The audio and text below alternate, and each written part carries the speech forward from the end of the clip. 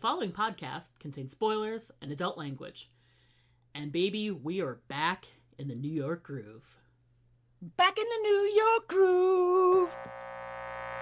This is a message from the Office of Emergency Preparedness. Due to the recent crisis, we ask that you remain in your homes. Do not attempt to communicate or interact with the creatures, even if they are people you know. Lock your doors.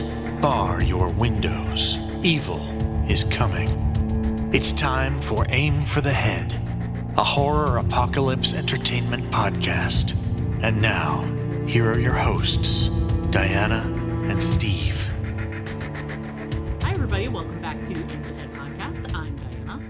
And I'm Ace Frehley. No, I'm not. I'm Steve. How are you? This episode we'll be discussing the season 2 premiere of Walking Dead: Dead City. Title of the episode is Power Equals Power. And I'm feeling kind of groovy. How about you? I'm just kidding. Oh, yeah. Not feeling groovy at all. But perhaps, Negan and Maggie are feeling groovy. Well, they're trying to get their New York groove back on. It's true. I hope they succeed. I really, really do. But on a serious note, let's get started talking about this episode. So before we get into our details of what were our likes, dislikes, things we noticed from this episode, let's just do a quick rapid fire, quick thoughts on the episode. And I delved back into when we last covered Dead City 2 years ago, and on the season finale, I went first with my quick thoughts for episode 6. So by rights, you should go first. So Steve, what did you think of episode 1, Power Equals Power? We were talking about this a little yesterday, and we were talking about it even more before we started today. And I liked the episode. It was okay. Was it great? No. And I think the word that I came up with today while we were talking about it before we started here was it was very uninspiring. Yeah. It was a very standard kind of a season, like a first episode of a season. And particularly when the last season ended without any kind of crazy cliffhanger, right? Where oh my God, someone was killed. Who is it? We don't know. We got to wait a year. Or, oh my God, is this person going to make it? It sure looks like they're going to die. They had none of that. Last season, you could tell that like they wrapped up last season in a way that if the show didn't come back for a season 2, it was kind of finished. Yeah. Right? Yeah, absolutely. Yeah. Yeah. And so this episode, because of that, this episode was a very, very standard kind of some time has passed. Here's everything, all the characters that we're going to have this year. And this is where they are now versus where they were the last time you saw them. And then we also got kind of a few new characters introduced. We learn a little bit about them. And we also kind of learn the general direction of the plot this year. Right. And very similar, I think, in many ways to Last of Us season 1, or episode 1 of Last of Us for this year, because again, they had a time jump, and a lot of that episode was kind of setting us up, letting us know what's going on, where is everybody, and also like both of these episodes, the Last of Us episode and this episode had kind of like the big like battle scene. Or combat scene, right? In The Last of Us, it was Ellie versus the Stalker in the supermarket, and here we got Maggie and Ginny, in the corral with all the ghouls, and we'll get to that, right? But again, like I said, there was nothing in there that in this whole episode that I was like, ooh, I've never seen that before.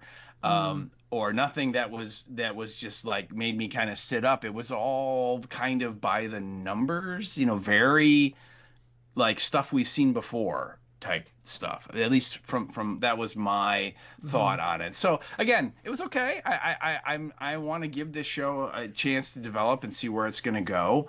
And I'm not going to, make any snap judgments just by one episode here. So again, like I said, it was okay. It was just kind of, I think the way Homer Simpson would sum it up would be meh. So, so what did you think? I'm on most of the same line as you. For me, I think overall, there was more I disliked and didn't like warm up to than there were things that I did like. I am still cautiously optimistic about, and we were talking before we started, they've got a little bit more time to grow this season than they did in season 1. Season 1 was 6 episodes. They've got 8 episodes. They don't have to establish who a lot of these people are. I mean, there are a handful of new characters, but like the framework of where they fit in, I don't have to establish that because they did that in season 1. So there's a lot of room for this season to have some really good growth, to have some great action scenes, some great character growth, etc., etc. So I am very hopeful that will be happening in future episodes, because I just didn't get it in this one. And and you and I talked as well, like, the unfortunate thing is I'm already mad at don't do it. Right. I'm already mad at the show because they decided to come back and overlap with Last of Us. I think that's to the detriment of the show.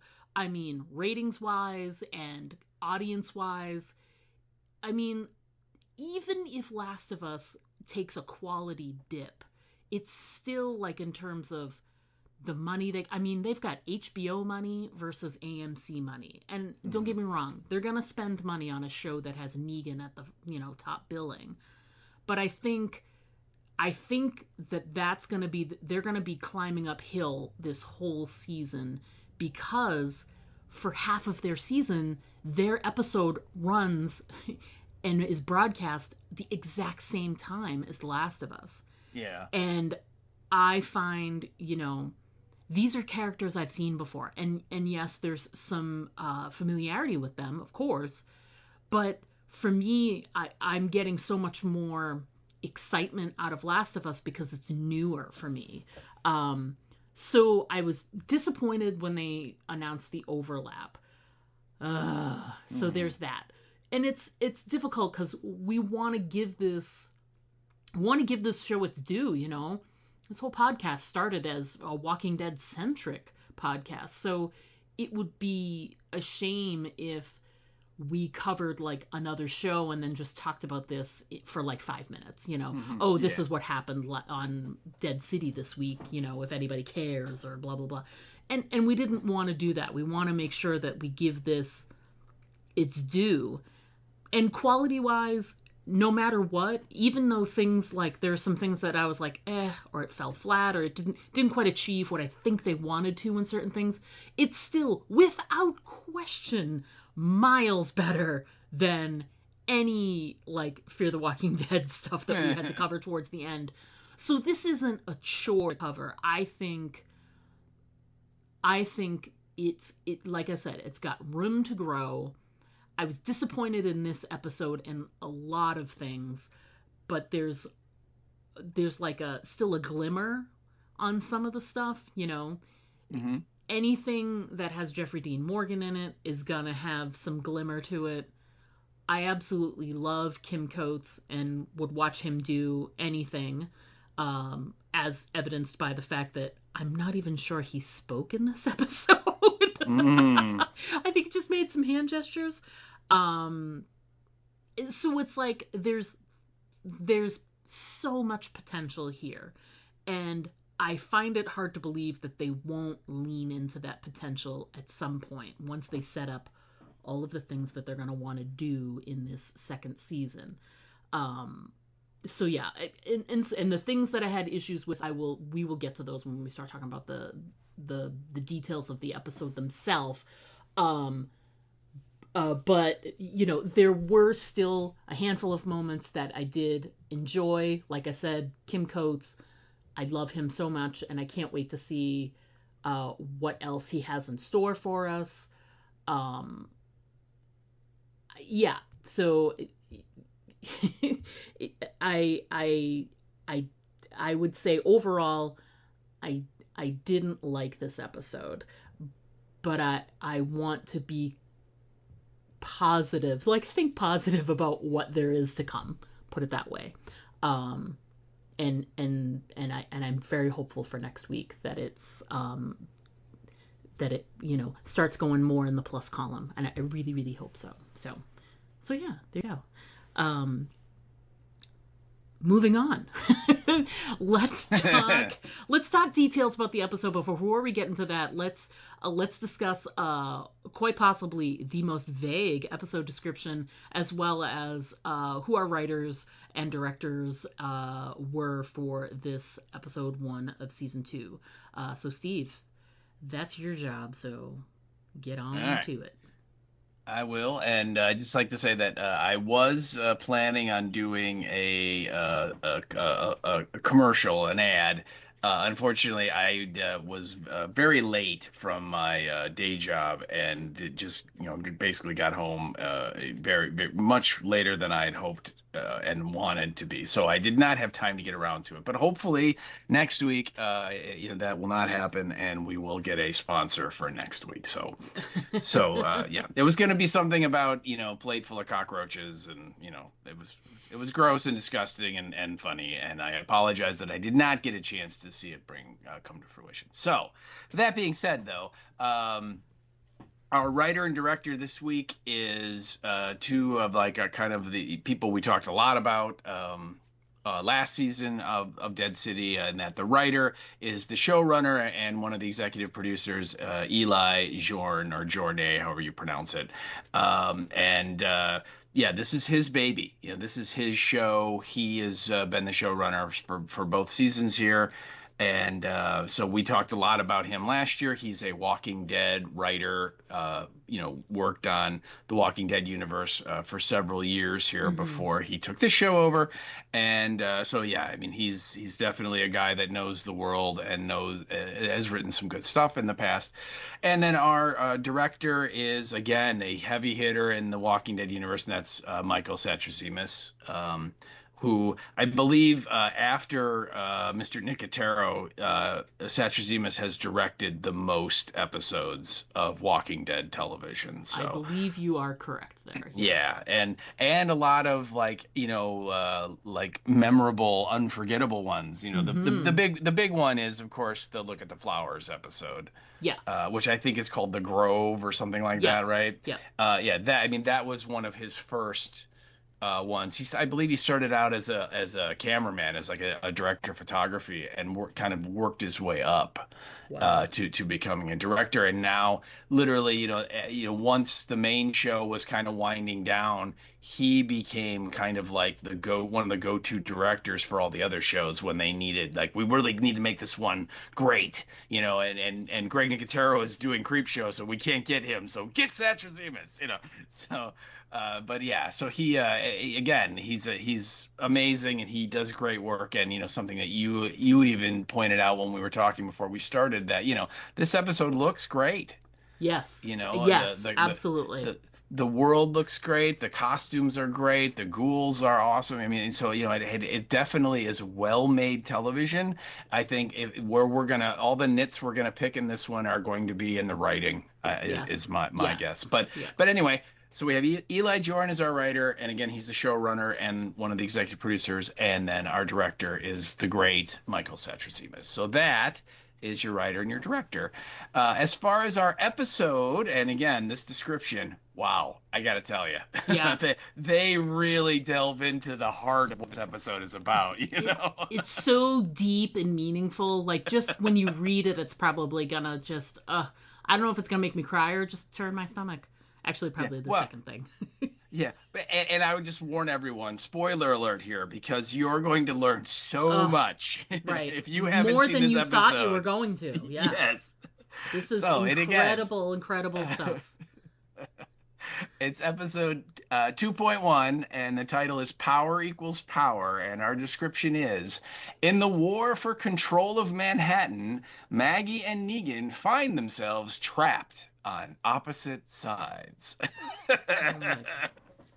Opposite sides of the Hudson River? Yes, possibly. Yeah.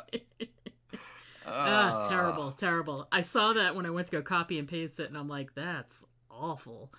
And literally, that's like, we forgot to do the description. Quick, write something. And he went, boom. All right, It's almost like they were trying to tamp down on like the details, which like I don't think there were any like earth-shattering details that were revealed in this episode, other than like the Lucille 2.0, but they showed that in all the promo pictures, so who cares? Yeah. Oh, they did. So yeah. That's the only thing of note that would be, you know what I mean? So I don't know why doing a description that had a few more details would have hurt in this area. But who am I? I don't run AMC. What do I know? I'm just Diana. I just do a simple podcast. You're just a peanut butter cup loving girl. I know, right? That's how I roll. So as a group, are we all back in the New York groove? Or are we back in the New York groove? Great song, great use of music there. Yeah, absolutely. It's sort of like they wanted to kind of start the show with kind of literally like something to kind of get everybody excited, and so why not go with this scene? And you see the kind of you get the drone shot right of and it's out in the bay, and you go past the Statue of Liberty. And first of all, I noticed the Statue of Liberty, unlike in the credits of this show, but in the actual show, the Statue of Liberty's nose has fallen off. And so it looks the face looks very ghoulish. I don't know if you noticed that. No, I was going to say that's really cool. I didn't notice that in the opening there. Yeah, well, cool. if you rewatch it, we only see it from the side, but you can tell. I mean, the nose is gone, and again, I really thought that was like one of the most clever moments, and it's really sad when that's like literally the first image of the episode, and that's the most cleverest part or whatever. But it's just really kind of. I love the idea of the city of New York, the once great city of Manhattan Island, right, of New York City. It belongs to the dead. Yes, I know there are these factions there that live there somehow, but like it's so much gone to the dead that even the Statue of Liberty now looks like the dead. And I thought that was a cool idea. But we kind of push in through that, and then we get that drone shot looking straight down from like about 500 feet, and kind of push in, and there's kind of this ghoul that's just kind of out by himself, like strolling around out on Fifth Avenue or whatever. And then we hear the music, and this like armored garbage truck comes crushing around the corner and smashing all these strategically placed cars so it can get through it all. And then, these two guys get out, and they're all armored up, and they just, zap that ghoul and kind of throw him in the back, right? And you see the back of the garbage truck is just full of zombies, right? Yep. And then we kind of see the whole operation with the methane that the Croat has, where like there are people that their whole job is to just like cut off the clothes of all these ghouls, and then there's other guys that once their clothes are removed, they pick them up and they dump them in these tanks, and then you kind of follow the fluid as it's going around, and they're dissolving and they're turning into methane and all this stuff, and it ends with like the Radio City Music Hall lights and like that whole block getting electrified. And the power's back on. Yep. And that's kind of like your opening statement of like, oh yeah, that's right, the Croat had the crazy power thing he was doing last year. And I don't mean like power like I'm in control power. I mean like electricity power, Yeah. So yeah, it was a very interesting beginning. And again, I guess it's supposed to like kind of grab us and say, we're going on a cool journey here. Yeah. Unfortunately, it just really didn't fulfill it. I thought it kind of like we started fast and then suddenly we stopped. What were your thoughts on Back in a New York Groove? Well, I I like any kind of like cold open that is, if you throw a piece of music over it and it's more kind of montagey they really needed to do exactly what the song said. They needed to get us all back in the New York groove, because really we've been in the Wyoming groove on that, that other show that shall not be named.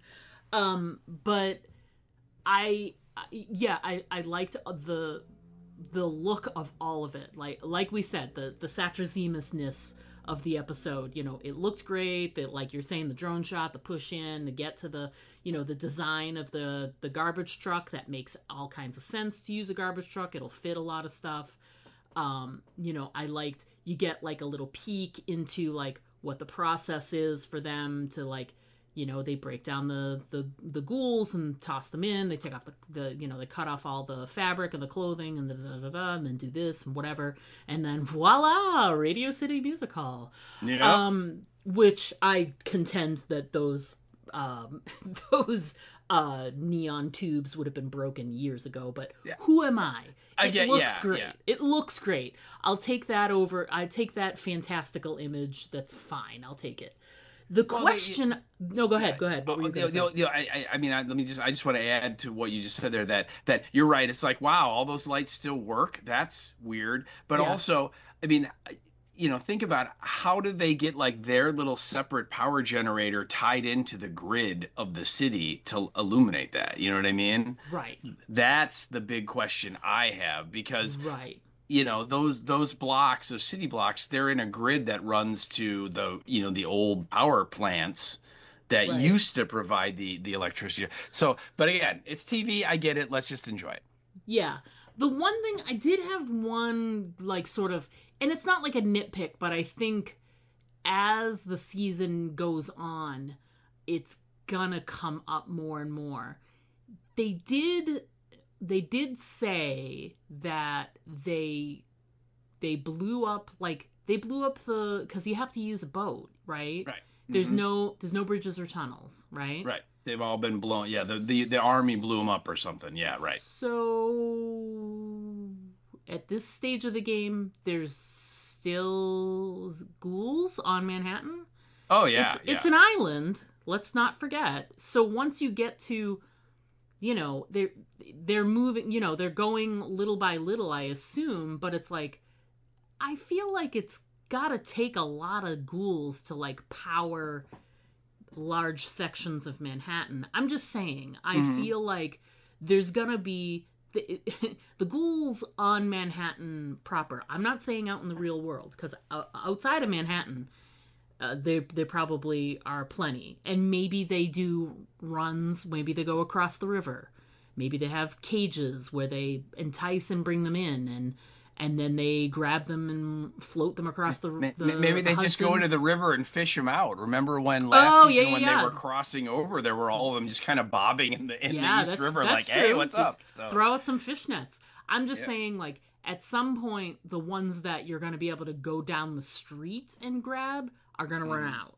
So but I hate to like put logic in there on a show that shouldn't have any logic, because it's all fantastical.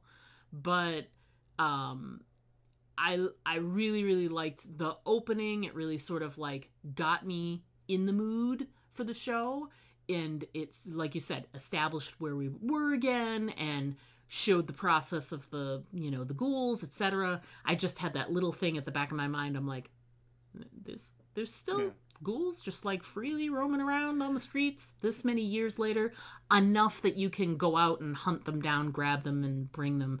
I just was the only thing that I would say to answer that, or provide an answer, is that I believe last year they established in the history of New York City is that the government decided that New York was like an epicenter, and so they blew up all the bridges and stuff without evacuating all the people that live on Manhattan Island. They just left them there to die. Right. So, and Manhattan has a population of like a few million, yeah, people. So you're right. I mean, this is what are we, like 15 years into the apocalypse now when the show is taking place or something. I mean, it's a long time since that Yes. happened. But as this show has already definitely established that, these dead bodies do not decompose like regular ones do. Part of the voodoo magic, I guess. Yeah. Or as Jeffrey Wright would say, it's the benefits of a zombie apocalypse. But so anyway, the fact that most of the population of the city was trapped in the city and couldn't get out, I think that's going to be their explanation for, yes, there are still ghouls around. And remember in last season there were times where there were hundreds and hundreds of ghouls roaming the streets. Right. That the characters would run into. Remember they have like the wires that between the buildings, and that's kind of how you travel. You kind of slide across the wires to go from place to place, because the streets they're just it's like shoulder to shoulder ghouls in some places, and there's just no way to do it. So I think that's what they would say if you were talking to Eli Jordan. That would be his answer, as to Sure. when you'd be like, why there's still ghouls roaming around, and he'll be like, yes, there are lots of them. So well, fine then. I'm wrong. no, you're not wrong. I think that would be the answer to your question. That's all. Okay. So after we get back in the New York groove, we have to pivot to the mainland. The mainland, as it were, to the sad sack family of Maggie and Herschel, and she is attempting to teach him how to throw knives.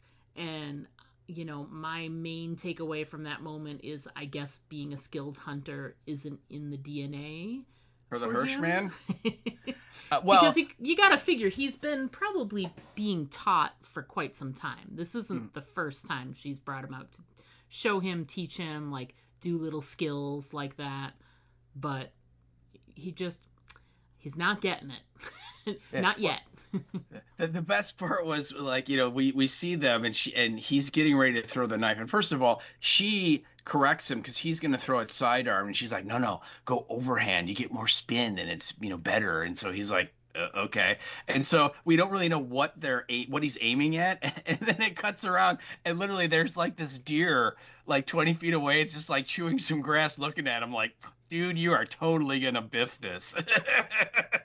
Yeah, exactly. And sure enough, he throws it, and then the next scene is the deer like, yep, I'm out of here, and it runs away, right? So. Yeah, no kidding.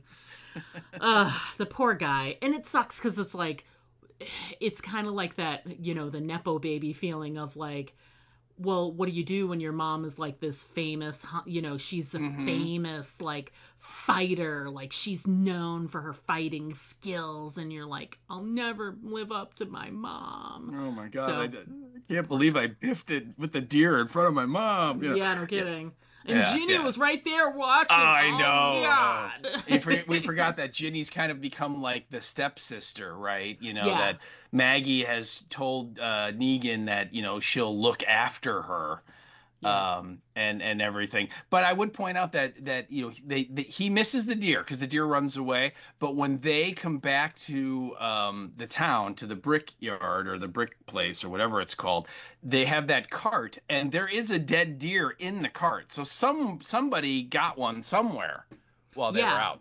And I would assume, either Maggie eventually came through, or maybe Ginny did. I don't know. Well, Ginny had a bow and arrow, so maybe, yeah. So, but yeah, somehow they did actually, score a buck or a doe or something along the way, because there is a carcass of a deer in the cart when they come back to town. So yeah. But yeah, again, you're right. It's like, oh, Herschel, dude. It's like, oh man, you don't have a toe. You can't throw a knife. Oh my God. I mean, the poor kid. Like I said, it's tough. Like as I'm sure Carl felt the same way. It's like, how do you live up to, your dad is, famous as Rick Grimes. How do you live up to that? You don't. You have to sort of pivot to something else. In the comic books, Herschel does. Mm-hmm. On this show, he does not. He does not. Yes. Just a quick pivot away here for a choral story. Last week when I went to Nightmare Weekend and I'm walking around, one of the few people that was also there walking around was this girl, and she was in full Carl cosplay with the hat, and she had the big can of pudding. Chandler Riggs was there, right?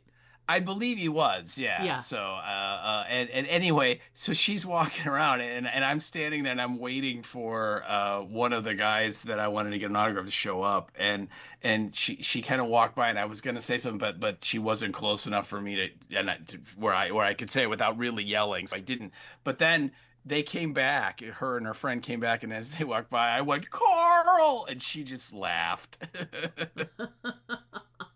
She's just like, "Oh, you old man, leave me alone," But anyway, yeah, it was a real cool cosplay. She looked great. She had the big, I don't know if it was her hair, if she had a wig, but she had the big kind of crazy, out of control Carl hair that he had there at the end, and he had the sheriff's hat and all that. So yeah, it was very well done, and yeah, so it was a little funny. Anyway, let's get back to the episode. Okay. So back to the episode that didn't have Chandler Riggs in it. It did not. No. Carl. So we have the hunting scene. They get back to the bricks, and we get sort of an overview of how things are sort of looking. Maggie had this one moment where she was noticing some moths. Like a moth. Yeah, it looked like a moth or some kind of, and I was trying to figure out, like, well, what's the big deal with the moth? But then, as you noted, that, as they were showing up, they show some people in the fields that are harvesting some corn that doesn't look like it's doesn't look too good, do it? No. Yeah. I mean, it almost, when I first watched it, and I did not know what the moth reveal was going to be, because it comes up again later, and then Maggie finally, when she's talking to Armstrong, who's the marshal last year, now he's Colonel Armstrong, and she kind of explains the moths to us. But the first time, I'm almost like, wow, it must be like the fall, and those corn stalks have already grown and they've got harvested the corn, and now they're just kind of like clearing the field for the winter, because they were all like dead, right? They were all like husks, and these guys and gals are like picking up like the couple of cobs of corn that are on the ground, and they look like horror, like oh my god, I would never eat that. Are you crazy? Yeah. So and there's a reason for it too, because we find out that these moths are laying their eggs in the corn, and they're like just destroying the crops. Like in this, we've gone so far from the before time that there is no really pesticides anymore. There's no ways that farmers can try and control insects from destroying their fields, and so it's just sort of, this is what we're dealing with now. So but we do get that little bit there where it does not look all that great in the brickyard, it does not look like they're prospering, let's put it that way. It's so it really sets them up as they've got some issues. There's all those people, and Maggie brings back one deer, which it's better than 0 deer, but that is true. But then you see, and everything looks kind of it doesn't look bad, but it looks kind of like they're in need of like a hand and a lot of air. I don't know. They just it had a real depressive quality to it. I don't know why. Yeah, it did. Well, here's a thought I did want to mention. I wanted to ask you is that when we're in New York City, it's very colorful. There's bright colors. We had the neon signs, and the all of these people, with the exception of Negan there at the beginning, and later on when he's wearing his leather coat and stuff, he's very colorful. When you get to the scenes at the brickyard, they're all wearing like very drab brown colors, right? It's very it's like almost like Satrazemis decided, like, okay, we're just going to show that the mainland is very kind of blah. Yeah. And New York, that's vibrant and alive in a way, right? You know, Yeah. and I wanted to ask you if you saw any of that when you were watching it, and I think you did, 'cause just in the way you answered that you know the brickyard looked kind of dead in a way, and Yeah. It gave me, you know what it gave me vibes of? I don't, I mean, not everybody has seen, but like the original Hunger Games, the first one, when they show Katniss in her district, and their coal mining district, if memory serves, or mining district of some kind. But there's a lot of you know, they're hard workers, but they don't farm, not really. They don't really work the land. But there's an overall kind of drab and brown quality to, you know, the homes, the clothes they wear. It just looks, it doesn't look fertile. Like even just like the regular like paths you walk around in, it just looks dusty and dry and not, yeah, like not just drab. So Yeah. it gives me like that same sort of feeling, and that's clearly it's intentional. It's supposed to make you feel like Right. they need the hand that New Babylon is, you know, attempting to give them, you know. Well, and as Maggie says, you know, New Babylon like squeezed off all their trade partners and eliminated anyone from trading with them till they like had no choice but to sign the treaty or whatever. So Right. so it clearly looks like, yeah, New Babylon kind of put the screws to them, and like they're struggling there. But I mean everybody that you see there, they're all wearing these kind of browns and you know like beige kind of clothing. There's no color at all. And I'm sorry, apparently in the apocalypse we've ran out of combs. It's like, Maggie, comb your damn hair. Yeah. You know what I mean? It's just like, geez, I have no hair, and that bothered me. Okay, I mean, it's just like, you know, and I get it, you know, that Lauren Cohen is a really, really good looking human being, and to have her all with her hair all coiffed up and everything would not really fit if she's like this woman who's in the apocalypse 10 years after the end of the world or whatever. But it's like, come on, girl, comb your freaking hair. I mean, how many times did she have that one long lock hanging in front of her face and stuff? It's like, yeah, come on. So did that bother you? That bothered me. It didn't bother me as much. Maggie's not my favorite character, so I haven't paid as much attention to her. I see. She just plus I also give it up to, like, she just is trying to look more like she's not trying to catch a man or do anything, like, you know what I mean? Like, she's a mom and she's a hard worker, and she's just giving off the vibe of what I do is more important than how I look. And so it didn't bother me. Okay. Well, So, I mean, here's the thing. Either calm down, red-blooded male. Okay, all I'm saying is that, like, Herschel, his hair was very, very short. So they obviously have a barber somewhere in that frickin' place, okay? And so, Maggie, if you're not going to comb your damn hair, then cut it off and do like a Ripley from Alien 3 or something, okay? I mean, that's all I'm saying. That's all I'm saying. Are you okay? Like, do you need to take a minute?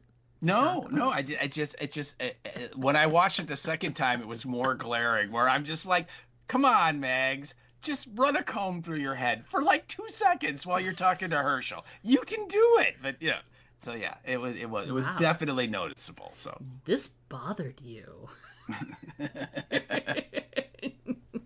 I'm shocked. Well, then let's move on to somebody else. Then let's talk some Negan. Let's jump back to Negan. Let's step away from the depressing bricks where people don't take care of themselves anymore because they just don't want to. They just given up, apparently. They've given up on life itself. So, Negan in the cell.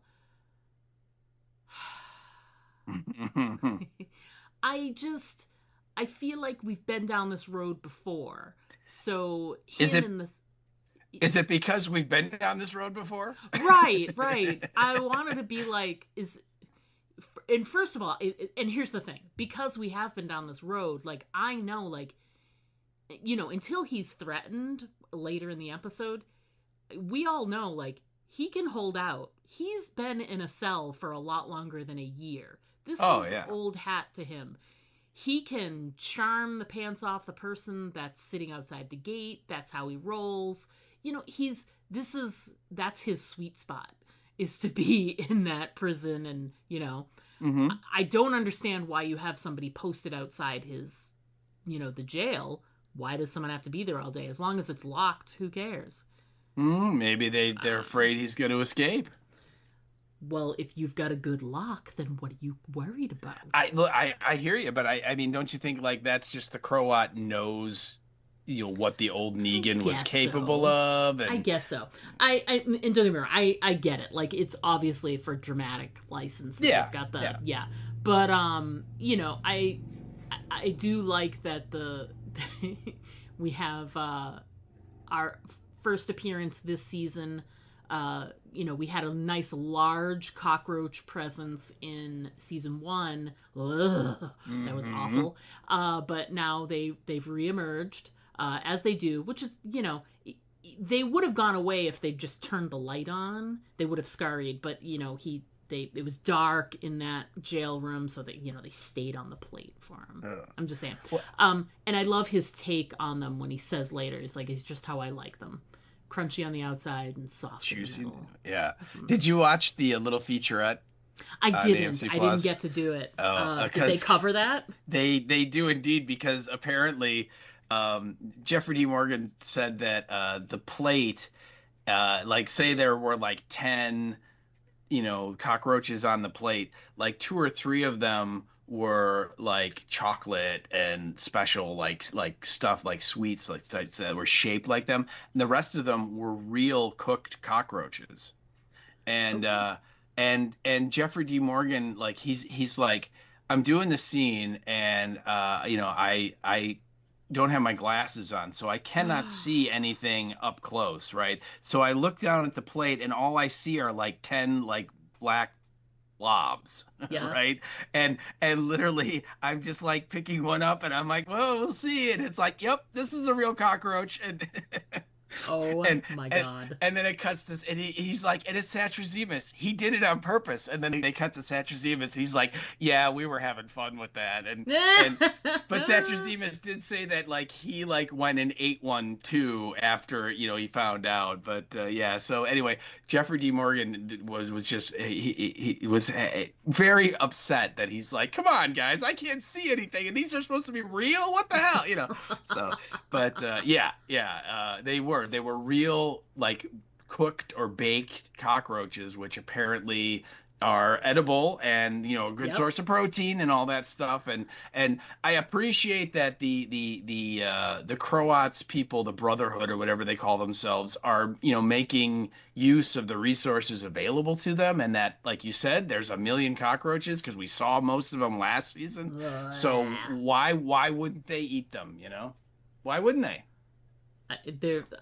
Because they're disgusting is my first answer, but in the apocalypse, if you're looking for a protein source, right? Yeah, again, and you're on this island where there's probably very little cattle, very little chickens, very little or pigs, and there's very little places to grow crops in any number. So what are you gonna do? You're gonna fish, and you're gonna probably eat bugs. I mean, that's just what you're gonna do. And 9 times out of 10, when you fish off the edge of Manhattan, you're mostly going to catch a ghoul. You would think, right? Yeah, that's right. That's what the math feels like. You would possibly catch a young girl who's floating across in a cooler, maybe. Or it could be 2 prisoners that are trying to escape, and then the helicopter will come over and give them a warning, and then I'm sorry, that's Escape from that's Escape from New York 1.0. This is Escape from New York 2.0. Okay. 2.0. Yeah, absolutely. So we get this, very scenery, chewy, Negan scene, and it's out of all of the Negan scenes, I'd say probably that one was probably my favorite one out of all of them. It was very sort of classic-y Negan, and then once the Croat comes and he's being very taunty and, you know, doing his usual. You know, I like the scene with the Dama, but I think this scene with him it's classic Negan in a prison cell. Because, you know, like I said, we've seen this before. So we've seen this before, but we've never, you know, when he was in the cell in Alexandria, you know, at least later on, he was much more repetitive. Oh God, yeah. Or repentive. And here he's still very, you know, like, you know, F you. Oh God, yeah. Right. You Absolutely. know, I wrote down, you know, one of my notes was, you know, when the Croat comes in and the Croat's like, you know, we're out of time. Like, you know, this like you sitting in the cell isn't going to work anymore because they've learned that, you know, the new Federation or the new Babylon people or whatever are mounting an expedition to invade or land in New York City. And so, and you know, he's not dumb. He knows that they are coming to try and get the methane and all of that. So Right. they want to try and defend it. And for whatever reason, the Dama has decided that Negan is the only person that can like get everybody to fight. I get why, but whatever. It's the show, right? And Right. so the Croat is like, we're out of time. You can't sit in the cell anymore. You know, you have to help us. And he's just like, no, I'll give you the same answer. Hell no, you know, or whatever he said. And then the Croat goes, you know, Maggie and her son, you know, they're back in Manhattan, but you know, we can always, you know, we can always go get them. We can threaten, you know, he threatens Negan with that. And Negan just kind of looks at him and goes, you know, I have been thinking about that myself. You see, and he's talking about Herschel, is home. He's safe. And in order for you to get to him, you would have to go through his mom, who I'm not sure that if you recall, but she is a mama bear that would tear out your throat with her teeth right after she gutted you with her claws. Yeah, that's what I've been thinking about. So literally, he's basically saying, you know, if you're going to threaten, like, we're going to get the Herschel thing, good luck. Yeah. Yeah, and he's you know, reminding him of how brutal Maggie can be when she wants to be. And if it involves her son, she's certainly going to, you know, it's no holds barred as far as she's concerned. Exactly. Right. Yeah. So right. It serves as a good reminder to them that you can, you know, you can say you're gonna, you know, you can threaten that you're gonna do this, but he's not quite sure that they're actually going to because of, you know, Maggie is who she is. So yeah. It's an empty threat as far as he's concerned. And once he says that, then now the Croat's like, okay, so now we got to go talk to the old lady because we're gonna ratchet it up. We've threatened Herschel with you, that does nothing. So now we have to threaten something else that maybe means more to you than Herschel. We'll see what your response is, right? Yeah, and so, I also have to ask you when the guy that's like the guard. Yes. Right, he like starts playing the violin a little bit for Negan. Yes. You know, and Negan kind of sits there and closes his eyes and enjoys the music for a second, and then of course the Croat shows up, and when the Croat and Negan and everyone are leaving, the Croat looks down and he sees the violin leaning against the wall, and he kind of looks at the guard. I'm like, do you think that guard is like in serious trouble? Oh God, yes. I think without question he's in trouble. That was because he immediately, like, when they were coming down to the cell, when he heard the noise, he immediately took the violin and put it away. Oh, right, like that's not allowed around the prisoners. So it just goes to show that Negan is his usual charming self. This guy is only doing this because he's fallen under the spell of charming Negan, which we understand. And so he's put himself at risk that he could get in trouble with the Croat and with the rest of the guards. So it's an interesting moment. So Yeah, I noticed the look that because the Croat kind of sees it and kind of looks at him, and then he's like, I don't have time to deal with this right now, right? Yeah. But I'm just like, someone's going in the methane tanks. Yeah, and what's funny is, the episode at the end, Negan is put back in his cell until he's needed further, I'm sure. But I'm curious if we'll get a follow-up scene where, some other guy is outside his cell and he like wakes up and is like, hey, who are you? What happened to the other guy? And he'd be like, I don't know what happened to the other guy. I heard a rumor that somebody was playing a violin and then they got their like throat ripped out or something. Yeah, right. Yeah. Yeah, that guy, he called in sick for the rest of his life. He's helping the cause because we turned him into a ghoul and then we just threw him in, we tossed him in the tank. In the methane tank. Yeah, right. He'll forever be a part of New York. In all the best ways. Wow. So we pivot away from Negan and this Croat scene. We get more of that in a bit, but we pivot back to the bricks to get this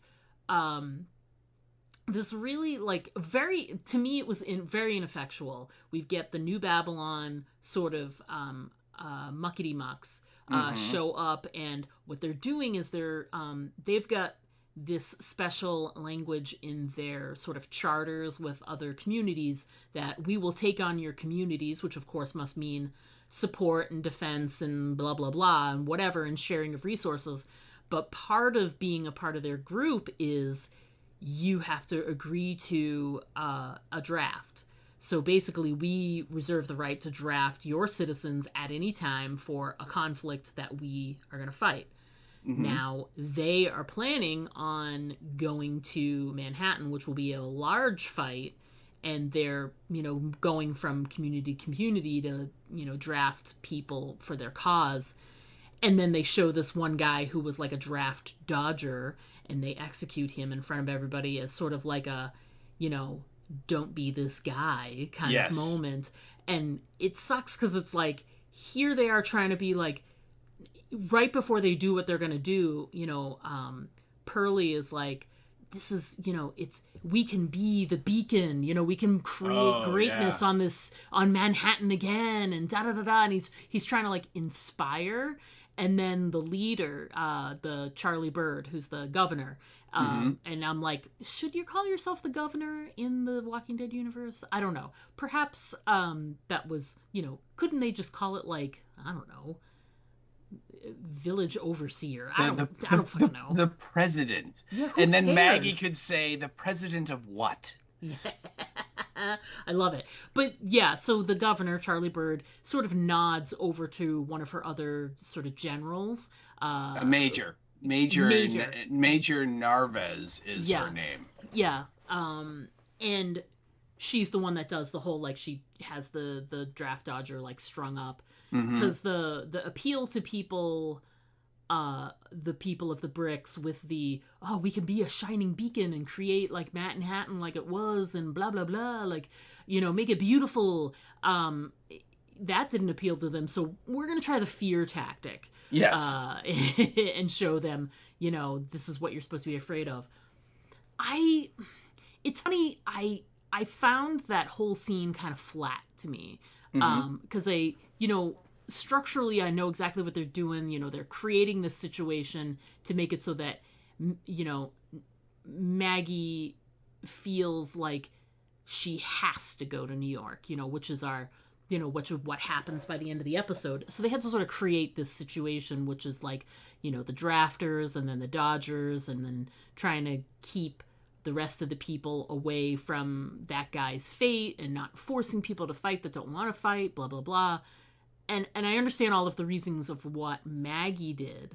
And I understand the machinations of why New Babylon did their thing. But I felt like the way the scene was presented, it fell flat to me. It didn't have like the punch that I think they wanted it to. In fact, the thing about it was that I don't feel like those people in charge have any kind of like, I wrote it in my notes as, I don't think that they have any kind of menacing or scary quality. I feel like if given the chance, Maggie could overpower any one of them, and she did. I mean, she was basically trying to find Negan and was sort of fighting Pearlie at the same time last season, and she succeeded, in a lot of ways. So I think like they weren't like the big bad in that moment, but they kind of was trying to present them as a big bad, and it just didn't work for me. And I understand their structure, and I understand the reasons why, like the plot devices of what they had to do. It all makes sense. I just think like the way that scene itself was constructed, it didn't work for me. And I feel like Maggie watched that execution and is probably thinking to herself, what was it that Rick used to say? We'll just take it over. If things aren't working, we'll just take it over. I feel like Maggie is mulling that thought over in her head a little bit. Like, the best way I can keep my son safe would be if I just took this over. If I just, somehow got in control of this new Babylon group, and I could change it from the inside. It flashed through her head, I'm sure, while she's standing there. And I didn't put it in my notes, but when I was watching it the second time, something that bothers me is when they pull that guy forward and it's clear that there's going to be some violence on him, they do this thing where they like push the children away, but they're all like, Herschel's age, so they were like teenagers and above. And I wanted to be like, in the zombie apocalypse, you're gonna push them away from a small bit of violence. What do they see every day? Yeah. You know what I mean? Like, I felt like that was very sort of performative. Like, oh no, I'm sorry, son, who just went through this horrible situation, and Ginny, who's seen lots of violence and whatever. I'm not going to let you watch this thing where we just put a rope around the guy and pull him up. Like, it felt very like, it did feel kind of like performative to like push the kids out of the way. But anyway, so how did you feel about like the presentation of the New Babylon, like, power structure, as it were? Did that scene work for you? Did those characters feel, fearful to you in any way? What are your thoughts? I think the word I would use would be underwhelmed. Okay. They kind of came in, and it would be one thing if they showed up and they rounded up everybody in the bricks and they said, you're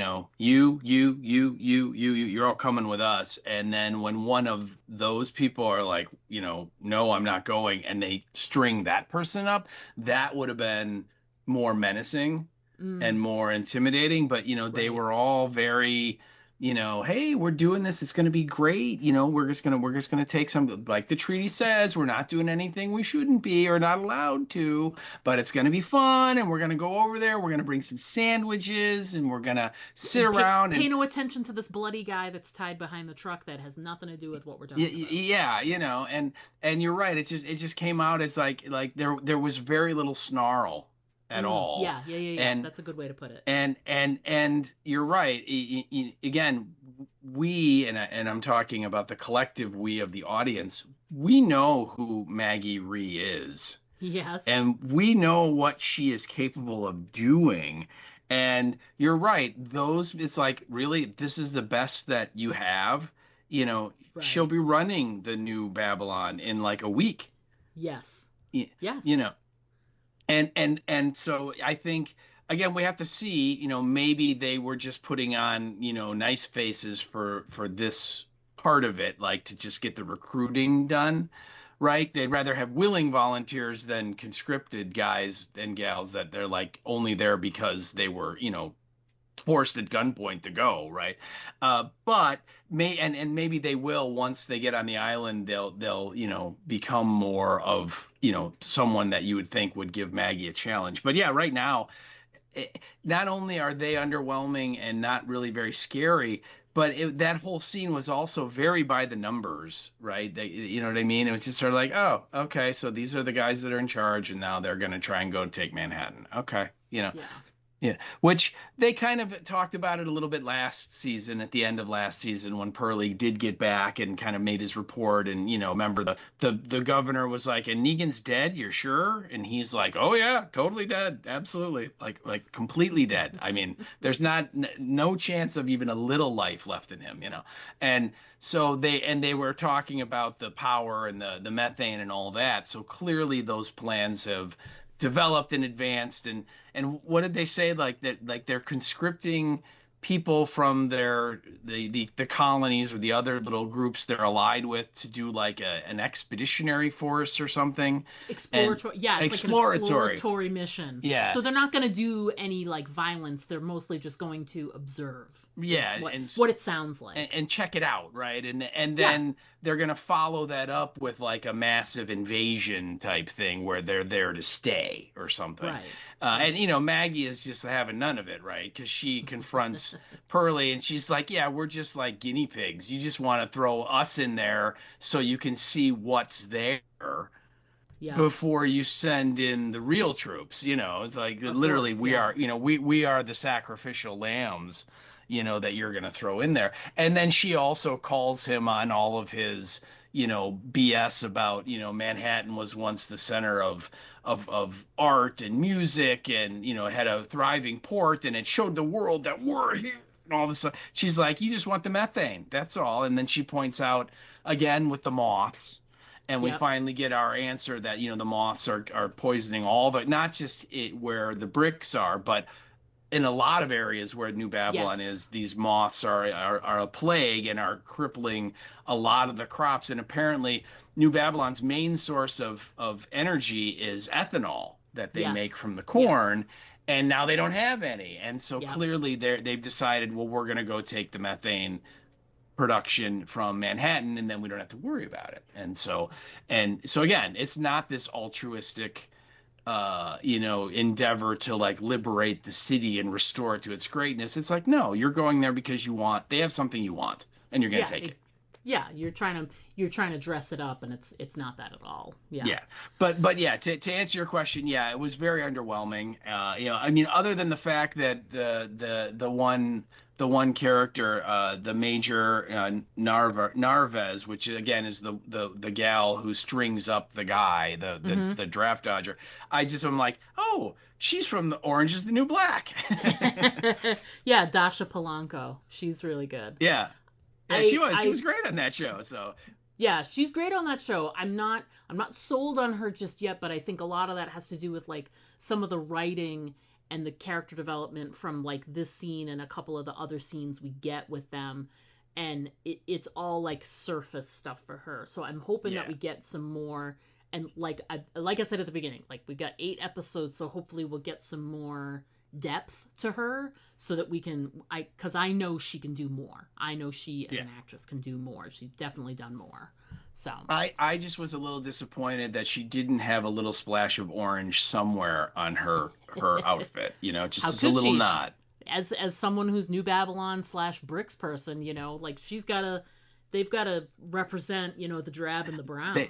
They did. Well, and they had like that very, very like subdued blue uniform, right? It's not like a navy blue or a royal blue. It's a very kind of like dulled down blue. So it's like blue, but not really. You know what I mean? It's not blue. It's just like, oh, it's blue.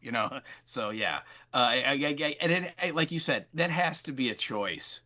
That all of these people from the mainland are very kind of drab and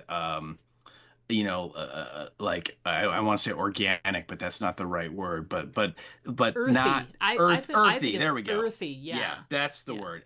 And when we get in New York, all the people in New York are very, very vibrant and colorful and wild, and a lot of like the people that show up at the church, they look like they just were on the set of the Road Warrior or Fury Road. They've got the shoulder pads and the fur and the big staffs and all that, craziness to them. And all the people on the mainland are just like the villagers from like the Two Towers or something, I mean, are we thinking Road Warrior Fury Road, or is it much more Escape from New York? It could be Escape from New York. Yeah, absolutely. No. I'm just making fun. I'm making fun. I'm not being serious about that. But, I mean, I am being serious. You are, but you're not. Yeah. So we get these, establishing New Babylon moment. Pivot once again back over. We're jumping across the Hudson. Thank God I know how to swim, because if I fell, I don't know what I'd do. So we're back over the Hudson again, and now, Negan's been taken from his cell and he's being brought, like the Croat said, next step is you got to talk to the old lady. Yes. So he has another meeting with the Dama, and they make the same pitch where they want him to unite these people. We get a little bit more detail, other than, he got the pitch before, but this was like the detailed pitch. So, Croat lays out, he's got a street map of New York, and he shows like there's sections of Manhattan that are, ruled by different factions. And they're talking about how Central Park is overgrown, and it's very like no man's land. It's like a buffer between these three groups. Yes.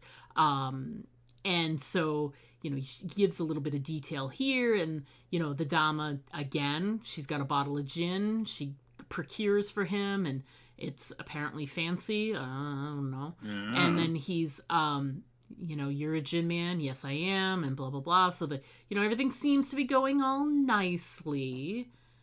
And they make the pitch again. And he's like, this is the same pitch as a year ago. And I don't, it's a no. It's a no. Hell no. It's a hell no now. And see, and let me just ask you, because you keep saying it's a year. I thought he said it was several months ago.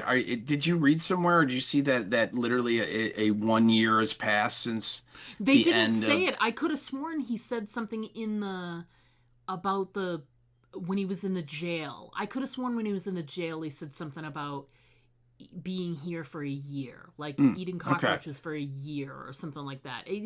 In his little tete-a-tete with the Croat, I feel like he used the words of being in there for a year, and it just stuck in my head. Okay. And when he says, if he does say a couple of months to the Dama, maybe they've taken him in for the pitch every few months. Yeah, so that could be too. That. Yeah, that could be too. Yeah. So she, she makes her pitch. He's like, hell to the no. And she finally puts like brass tacks out and is like, okay, somehow the boy has, is beyond our reach, yada yada. And she's like, but we had people out looking for you because they've been looking for him for a while. And I'm like, oh yeah, that's right. Because the Croat strangely was like, Negan, he's the one that can do this. And you're like, okay.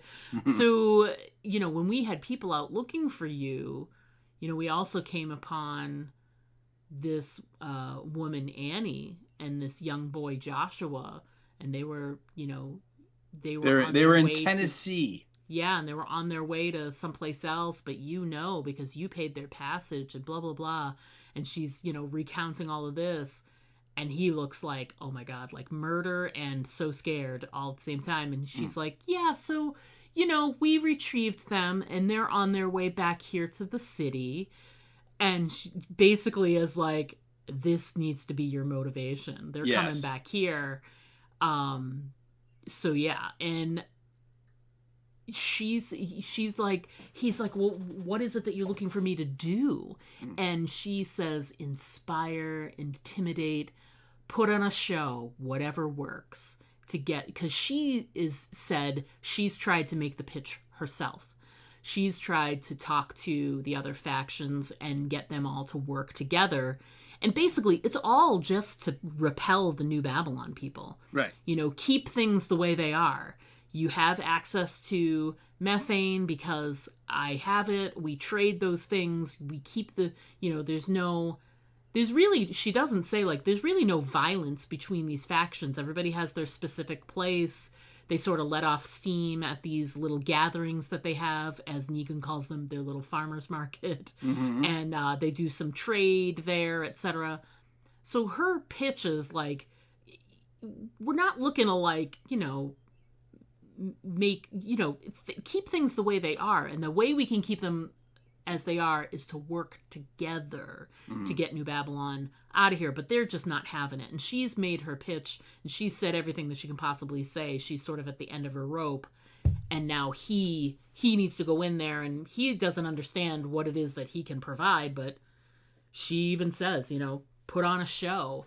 And I'm like, well, if anybody can like stand in front of a group of people and put on a show, then it's Negan for sure. So I understand her point of view from there.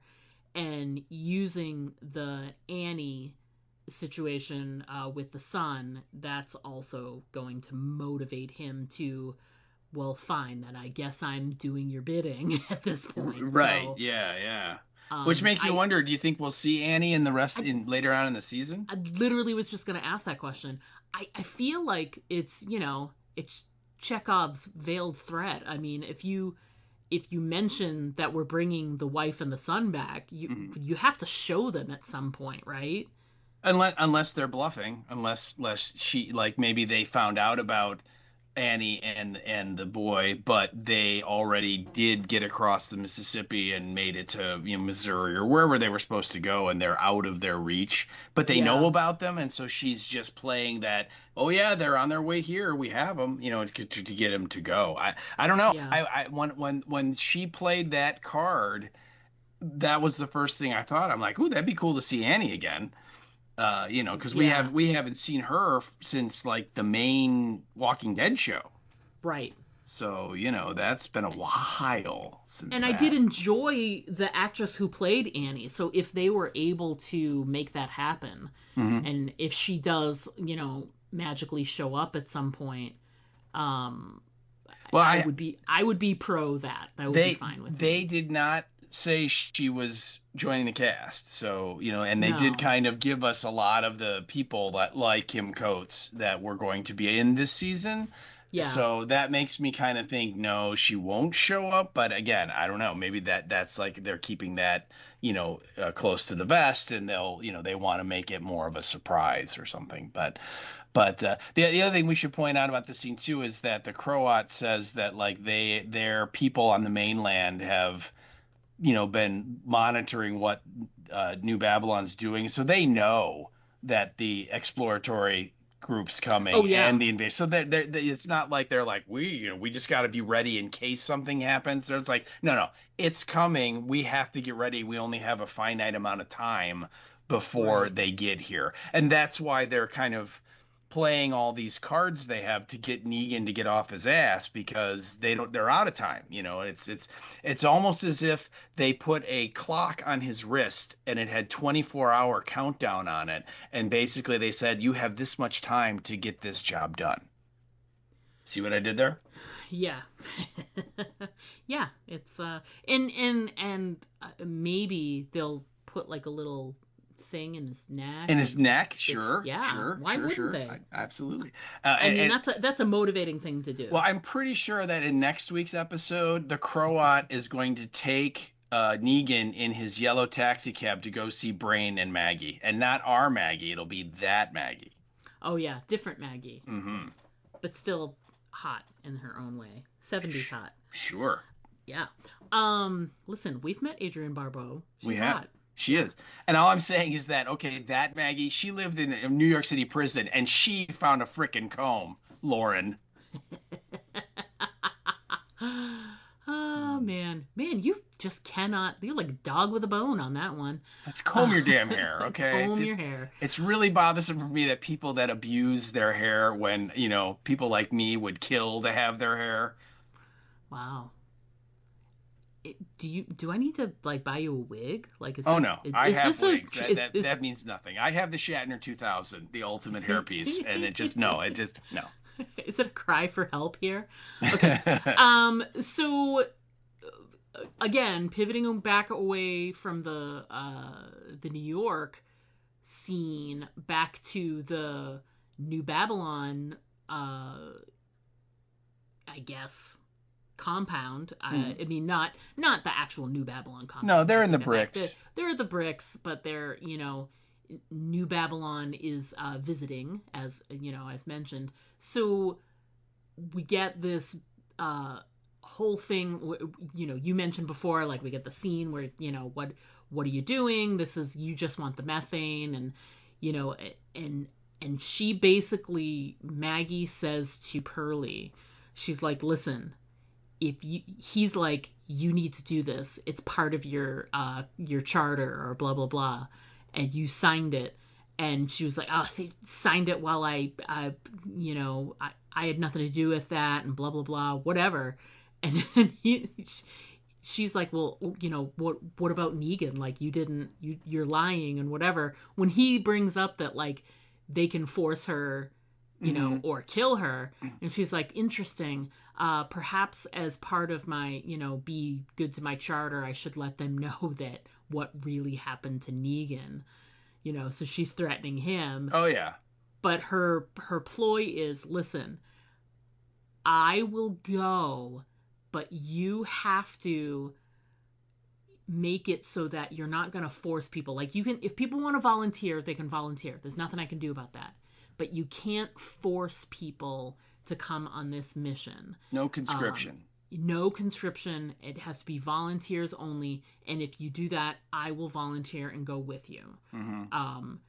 And basically it's like, you do this and we'll be able to keep the Negan secret safe. But here's the thing. If they're going to New York, they're going to find out. They're going to find out. You would think. Yeah. You would think. Although, doesn't Pearlie go, where is Negan? And she goes, I don't know. As far as I know, he's still on the island. So, they don't really know if he's still there or not. But you're right. I mean, it's sort of like, Pearlie, this lie that you told, it's clearly going to come out. Oh, yeah. Right? I mean, we can see that. We've watched enough of these things to know that, as soon as Negan makes an appearance, and Major Narez or if the governor's going with or whatever, they're going to be like, wait a minute, you said that you killed him. And we asked if you were sure, and you said yes. You said definitely. You said that you totally killed him, like completely. Yeah. So yeah, so we know that's coming. Yeah, but yeah, you're right. Maggie does play that card of, I'm not going, you can't make me go. And he's like, well, yes, we can because of the treaty that you guys signed. Yeah. And then she's like, ain't my treaty. I didn't sign it. And from what I can tell, you guys forced us to sign it, but cut off all our trading partners and basically made it where we had no choice. And so he's like, it doesn't matter. We have it. And then she's like, well, and then in order for me to fulfill the treaty, it's probably my duty to go to the governor and tell her what really happened to me. So yeah, you're right. It's sort of that, like, if you try and burn me on this, I will burn you, and it's mutual assured destruction, right? And and you can tell, like, Pearlie, like that, like he's like, crap, you can't do that. Like that would not be good. And that's when she comes up with the counter offer of, like you said, only people that want to go, and then I will go, and no one else. Do not force anyone. And he's like, well, I'd have to sell that to the governor. And I love it because Maggie's like, start selling. Yeah. So she makes her pitch, and it's like, she's like, he's gonna, like, I'm gonna have to ask the governor. And she's like, well, you better get going and go ask the governor to see if they're gonna say yes. And so when he broaches the subject, he's like, have you been thinking about my proposition? And, Major Navarez, or whatever her name is, the major, she's incredulous. That she's like, well, the way I'm looking at it, there's at least 20 people here that we can conscript. So why would we agree to this thing? Who is this woman? Who cares? And is she worth 20 conscripted soldiers? Right. And Pearlie's like, she's been there. She knows. She fought. She got her son back. Yada yada. Like, she's definitely a worthwhile person. And that's Major's response is, yeah, but is she worth 20 people? And he's like, I think she is. And then Major's like, well, let's test it then. Let's put her against let's see if she's worth 20. And the governor is like, that sounds like a worthwhile thing to do. We should definitely, take this person and test them and see if they're worth 20 people. And you're like, oh God. So they're going to have like a big test, which is like, oh my God. So they have this test. And it felt very like, I put that it felt very contrived, and it was the one really action-filled scene of the whole episode. Oh yeah. It was the biggest action scene of the episode. But it still felt like, I never thought that Maggie was in danger. Hello, main character. So, and I also know what she's capable of, so it didn't have like stakes for me. Now at the last second, Ginny is in there with her, so there was a little bit of stakes there, a little bit. And of course, like, I think they made it seem like she would be fighting soldiers or something, like there was some sort of assumption, but it's actually walkers. Yeah. That, they put 20 walkers in like a little, horse corral and made it so that she would have to try and see, like, can you make it through 20 walkers? And if so, then you're worthwhile. And I was like, okay, well, she's going to easily be able to do this. The added thing of Ginny was the thing that was supposed to make this, like, nerve-wracking or whatever. Sure, but to ratchet up the tension. Yeah. I felt like there was a lot of good action. I just felt like there weren't a lot of stakes there. Because I didn't feel like either one of them were really in danger. I loved all the action though. It was great, like seeing some good, zombie kills. That was fun.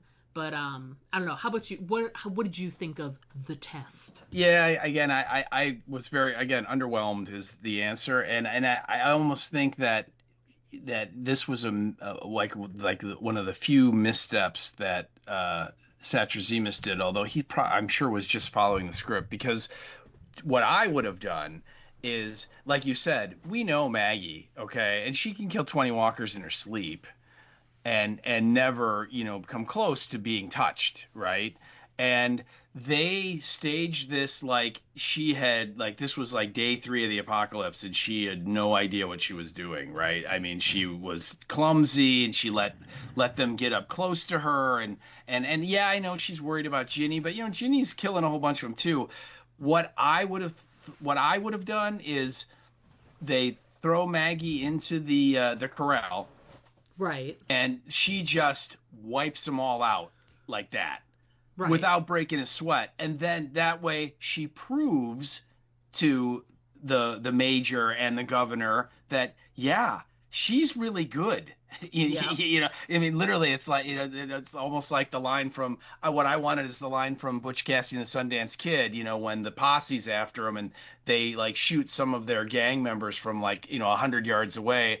And Sundance looks over at Butch and goes, Butch, they're very good. I mean, that's what I wanted, like, them to say about her, that she just goes in there, wipes those walkers out, wipes those ghouls out without blinking, never endangered, is using all the moves and things that we know she knows how to do.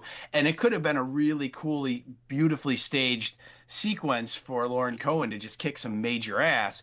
And then when she's done, like, she looks over and she's like, that's it, or that's all you got, or something, some kind of flippant comment. And then they're like, yeah, you know what? She is worth 20 conscripted guys. Let's do it. But, and I mean, think of the opposite that they did. Remember when they did the same thing for Daryl over in France, and they did these like tests with him, and he just like mows through like all of these walkers in these different scenes, where he was put to the test, and it's like Maggie is perfectly capable of doing exactly the same thing. You're right. Right. Yeah. And again, she doesn't look like it. When the New Babylon people first meet her, I'm sure they're like, when Pearlie's like, we should just take her, we don't need to take anyone else, and they're like, seriously, her, because she looks very unassuming, right?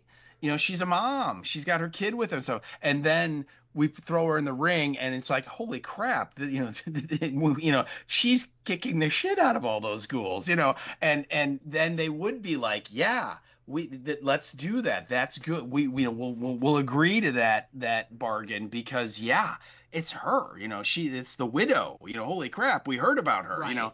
but they didn't, and that like I said, that I thought was a misstep in this episode, and that they made Maggie very vulnerable in that scene where it's like, again, you're right. I was never really that concerned that, oh my God, she might get, no, she was never going to get bit. She was never going to be killed.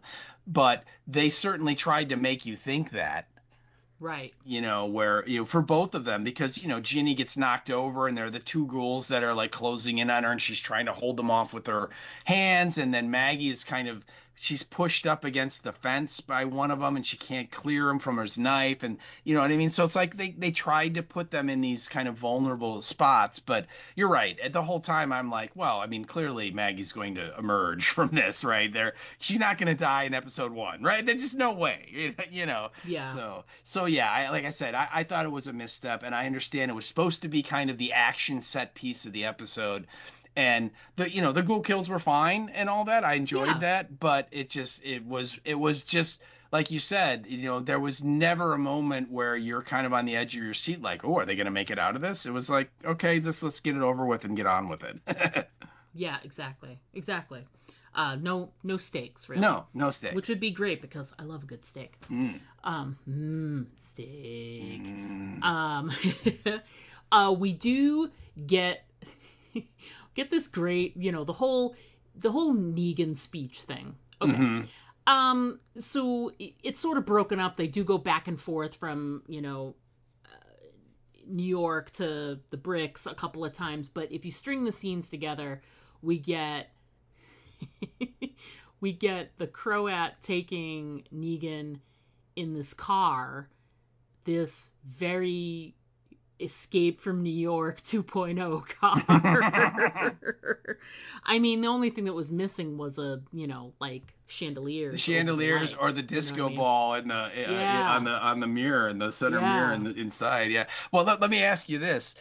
Do you really think that there's a good possibility that when the governor or Major Nares finally meets Negan, that they'll go, Negan, I heard you were dead? I think that'd be great. I mean, if you're gonna be pulling from such a great classic movie, why not? And right? Paying homage, let's pay homage. Yeah. Absolutely. Yeah. I have to ask you too, because they go to the farmer's market, right? Yeah. In the car, in the Duke of New York's car, right? And they get there, and they're like these two zombies that are fighting each other, and clearly they're all the people are watching, they're kind of betting on them, right? And I'm like, how are they getting the ghouls to try and kill each other? Did that seem weird to you? Yes, I had lots of questions about that. And then when the fight is I'm using air quotes, when the fight is over, the one is eating the brain of the other, which is why it made me feel like, is that a person and a zombie? Yeah, so that's the only thing that would attract each other. Yeah, right. Yeah, that's why I was very confused. Because I took it that they were both ghouls. Yeah, that's how it felt like they played it later. Yeah, and I was like, how is that possible? That's right. So like I said, I'm right with you. I have so many questions about what that was and how that was working, right? Because I'm like, but they don't. That's the whole point. They don't mess with each other ever. Yeah. I mean, they might get a little annoyed if another one takes the arm out of that they're trying to eat, and grabs it from them. Maybe that, but that's it. I mean, they don't. And yet these two were they were just trying to kill each other. I don't know. It was a very weird scene, and it didn't really make it was very incongruous. It didn't really fit in this universe at all. And no one made a big deal about it, so I'm just like, okay, I guess that's just what they do in New York. Maybe the ghouls are in the New York groove or something, and I don't know. And the interesting thing too is, okay, let's say that they are both ghouls, right? wouldn't you, take those and donate them to the methane cause, or, or I you don't just yet. leave them there to be scooped up by the Dama's people later? I don't Yeah, know. I don't know, Like, but how I does mean, that work? yeah, I it was very weird.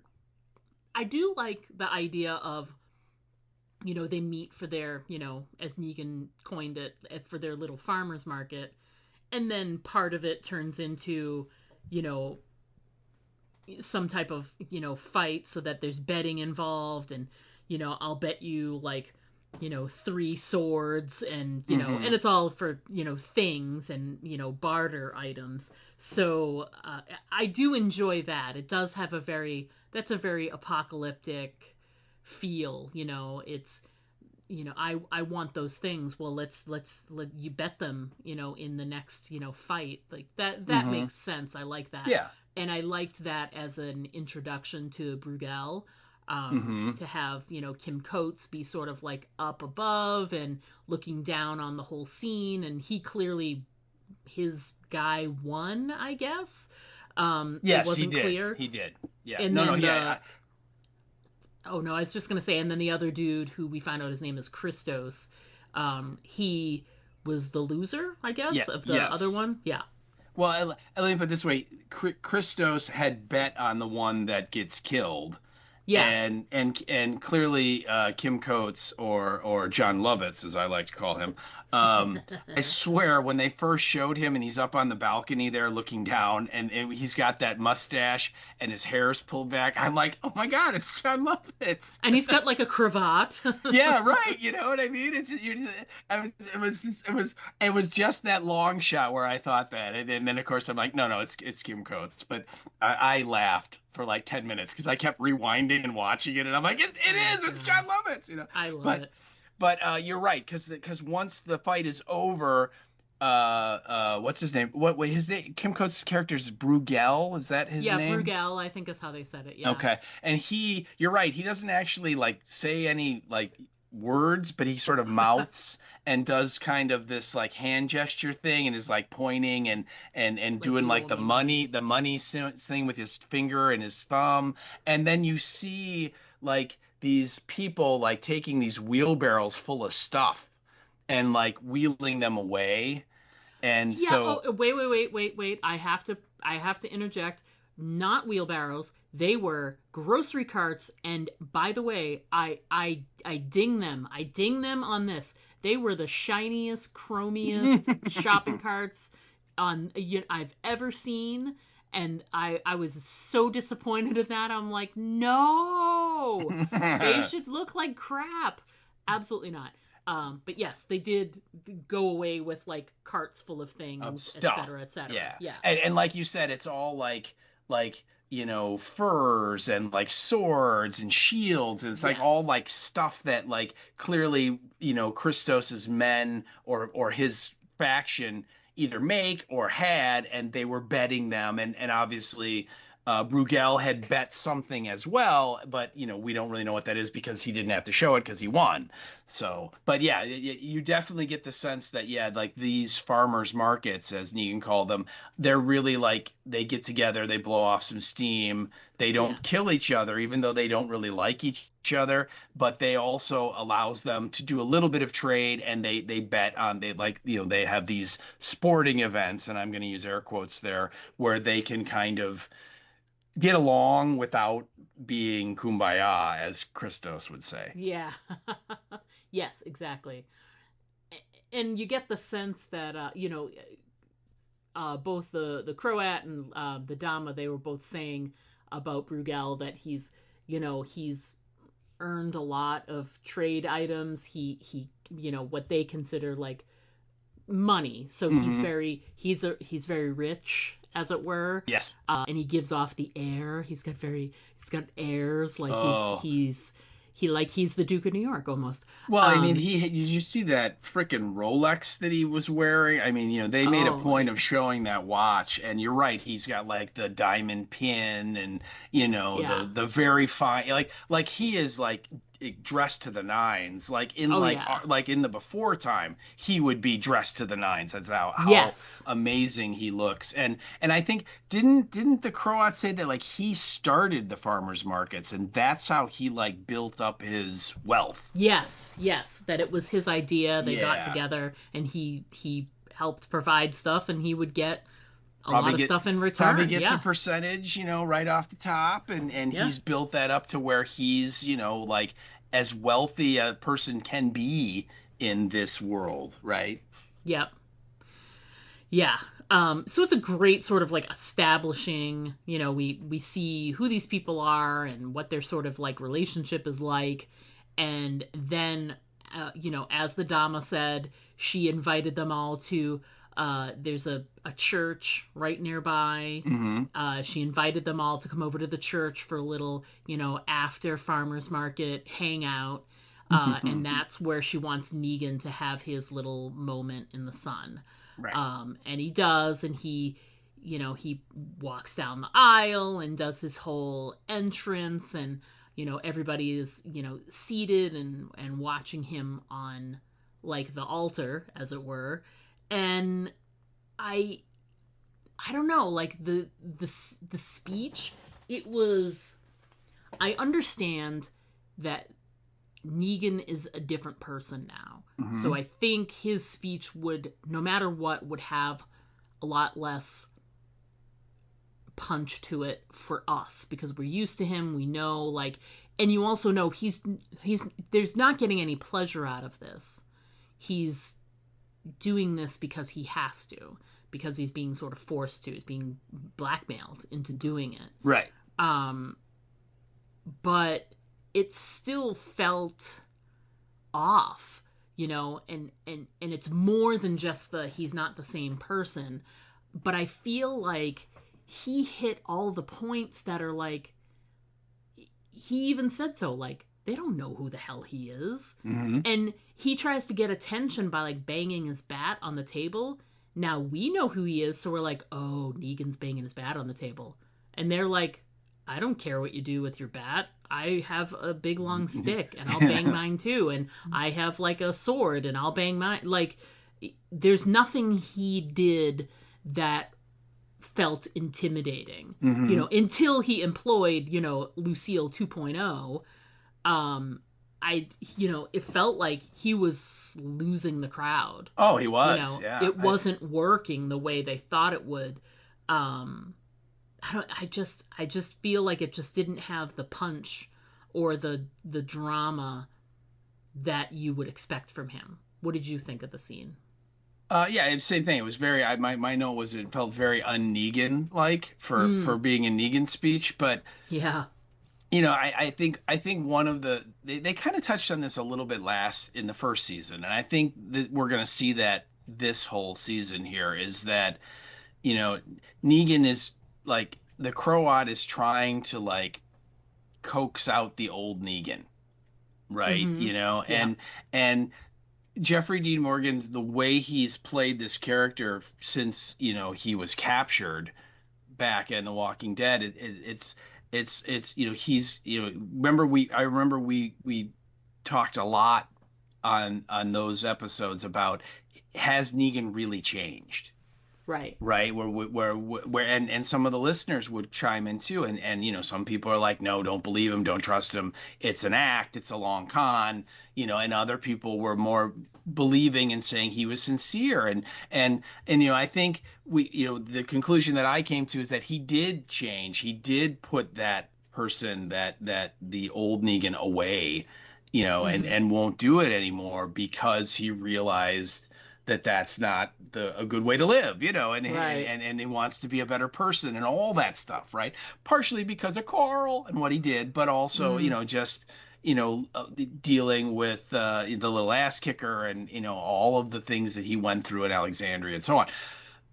But now the way that I think they're going to play it is that it's almost like Negan is like an alcoholic and New York City is like a one massive kegger party. Right. Yes. And yes. So he's, I think we're going to see this sort of like, he could go back to being the old Negan, and he knows the feeling he would get if he does, and he's jonesing for that feeling because he's an alcoholic in this way. And it's going to be, can he resist that urge to go back to being the old Negan? Because it would be really easy to do it. Yeah. You know? Yeah. And so I think that's what we're going to see a lot this year with him, is that he's going to start acting more like the old Negan, but at the same time, he's going to be hating himself and trying not to. But, Right. you know, circumstance is going to force him to, kind of a thing. Right. So yeah, that's my take on it. And that's how I think JDM, I hate to presume how anyone is like approaching the scene, but that's how I see how he approached that speech. That it wasn't like an episode back in the Sanctuary when Negan was Negan and he would just dominate the room with his personality. It's a different guy who is trying to do it without really doing it because he knows what he'll become if he goes full in. And on that level, I think it worked. But you're right. When you're watching it, you're kind of like, wow, this is just like not working. you know? And I think either Christos or somebody yells out in the audience, like, why should we follow this like skinny ass old man with a bat or something? Yeah, like, you know, exactly. They're like mocking him, you know? So, and it's really not until he implores the shock feature of Lucille, which, by the way, shouldn't it be Annie now? I mean, should that not be the name of the bat, right? Yeah.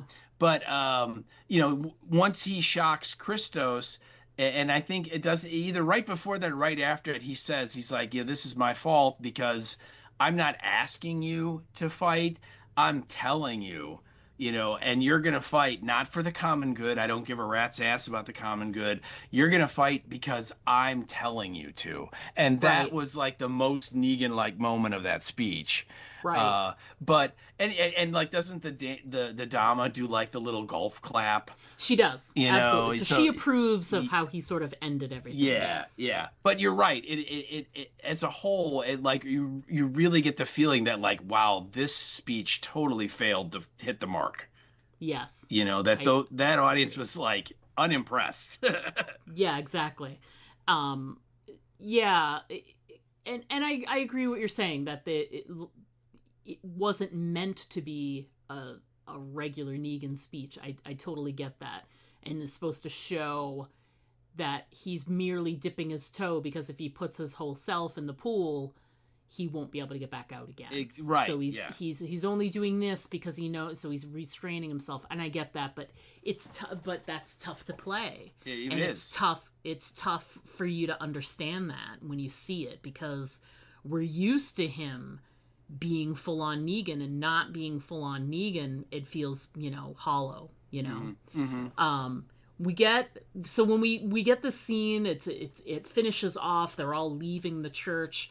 They don't say whether or not he was successful. It certainly feels like he probably was. And you know, we see the groups leaving, and I have to say, like, they show Bruegel leaving the church, and he like comes right up against, like, to sort of entice them, I'm sure, into, hey, this is what you'll get if we are able to maintain control. They flick on all the lights, so just as he comes out, like, all of the like neon lights come on again, etc., and it looks amazing. And there's this look on Bruegel's face, like, oh yeah, like almost, and this is where Kim Coates is great. It almost is kind of like sexual, like, oh, that's amazing what I just saw, you know what I mean? And I think he's gonna be an interesting character. I really, really, really hope that they allow Kim Coates to really lean into his weirdness, because he can go there, man. He can really go there. So I like how that sort of played out. And the whole episode ends with like these little vignettes. We see them leaving. We see Negan going back to his cell, like the long walk back to his cell. And I love the moment right before he gets to his cell. He's holding the bat in his hand and he just drops it like a mic drop. Yeah. But I don't feel like it was a like I ruled. Like it didn't have the same emotional feel as like a mic drop. It felt to me more like, this can't come in the cell with me. I need to drop this because I need to go to sleep and be away from the bat, because the bat is a different person and I can't let that be a part of me while I'm, sleeping in my cell. So it felt like he was trying to keep it separate. At least that's how it played to me. So, and it showed, Maggie leaving. She's on like the group, the little wagon train, and they're leaving, and they wave goodbye. I think there was a missed opportunity there. Wouldn't that scene have had a lot more weight if, when she waved goodbye, what if Herschel came out with the flashlight and did the little signal? The lightning bug thing? Yeah. They should have done that. Yeah. Would have been very heartfelt, and also, I'm here. And it just, I think it would have just had more weight than just like a wave, like bye-bye. See ya, Ma. And then the last sort of scene that we get is we get Herschel showing that he does have the skills if he does it the way he wants to. Right. Which feels like a really big statement there. Let me do it the way I want to do it and I'll succeed. Don't coach me because I'll fall apart. You know what I mean? So I think that's about more than just the knife throwing in that moment. Well, it's also don't try and control me. Yes. Let me be me. Yeah. Which again, standard teenager response to parents anyway. Oh, yeah. But, there's a lot going on in the Maggie Herschel relationship. And I mean, we didn't even touch on, he has all these weird drawings of New York City, including like a portrait of the Dama. And, he has this, it's weird. It's like, I'm almost like, did they brainwash him when I think that's what they're trying to make it seem like, but I don't know. Like, I'm curious. It feels like it's something more. Yeah. But it's more than just your standard brainwashing. Because I mean, it's he acts really weird, and the only reason I think why they didn't do the flashlight thing with the lightning bug callback is that, like, right before Maggie gets on the wagon train, they like have a big fight. They do, yes. And he's like, you're going back for Negan, and I thought that it was over and it was going to be us now, and all this stuff. And, and what does she say? Like, I'm going to go and I'm going to come right back, and then we're going to pick up right where we left off, and, all of this. But they are definitely not like just hugging and, be safe, Mom. And then she leaves. I mean, they're angry. He's angry with her. There's no doubt. Yeah. So, and also just going back to the end of the Negan speech thing, when they walk out and they see the Radio City Music Hall lit up. I read that different. I didn't read that as the Brotherhood showing those other groups, this is what you could get. I thought it was more of, look at how much power we have. That's true. It could be that as well. It's more an intimidation thing of like, look at this. We, with a flick of a button, we turn on all these lights. We have, like Negan said, and the title of the episode, power is power in this world, right? And yes. And basically saying we have all of it, right? We have all the methane, we have all the electricity, we can run all this stuff. And when they come out after the meeting's over, that's sort of like the final bit to like intimidate and impress all these people of like, if we decide to come and get you guys, we're gonna come get you guys because look, and what I thought when Kim Coates reacted to it, and again, I totally agree with you that it's weird, and he's got that kind of something's not quite right about this guy vibe, right, which is so great. But yes. what I took from it is that he saw the lights on and his thought was, how do I get that? Yeah. I think that there's elements of we're going to see a power struggle between the Dama and Brugal. And yes, I agree. And Negan's going to get caught in the middle, and this whole New Babylon venture is going to be like off to the side as like a part of it. But I think in the midst of all this, the thing that's going to sort of come from left field is that Brugal is going to try and wrest control from the island, for the control of the methane. Yes. Which would mean you would then, of course, control the island. So that's it goes hand in hand. It's funny because you're talking about how much this reminds you of Escape from New York, and you're calling it Escape from New York 2.0, and with all the way that they're setting it up is funny to me, because what I get, the vibe I get, is this is very much like The Good, the Bad, and the Ugly 2.0, which is you have these three characters in that movie that are all vying for this buried gold, Confederate gold, right? And so and interesting enough, Clint Eastwood and Lee Van Cleef, right? So, and Kurt Russell is playing Clint Eastwood as Snake Plissken. So, but what in that movie, what basically happens is Clint Eastwood's character is playing all the sides to try and get closer to the gold, to the treasure.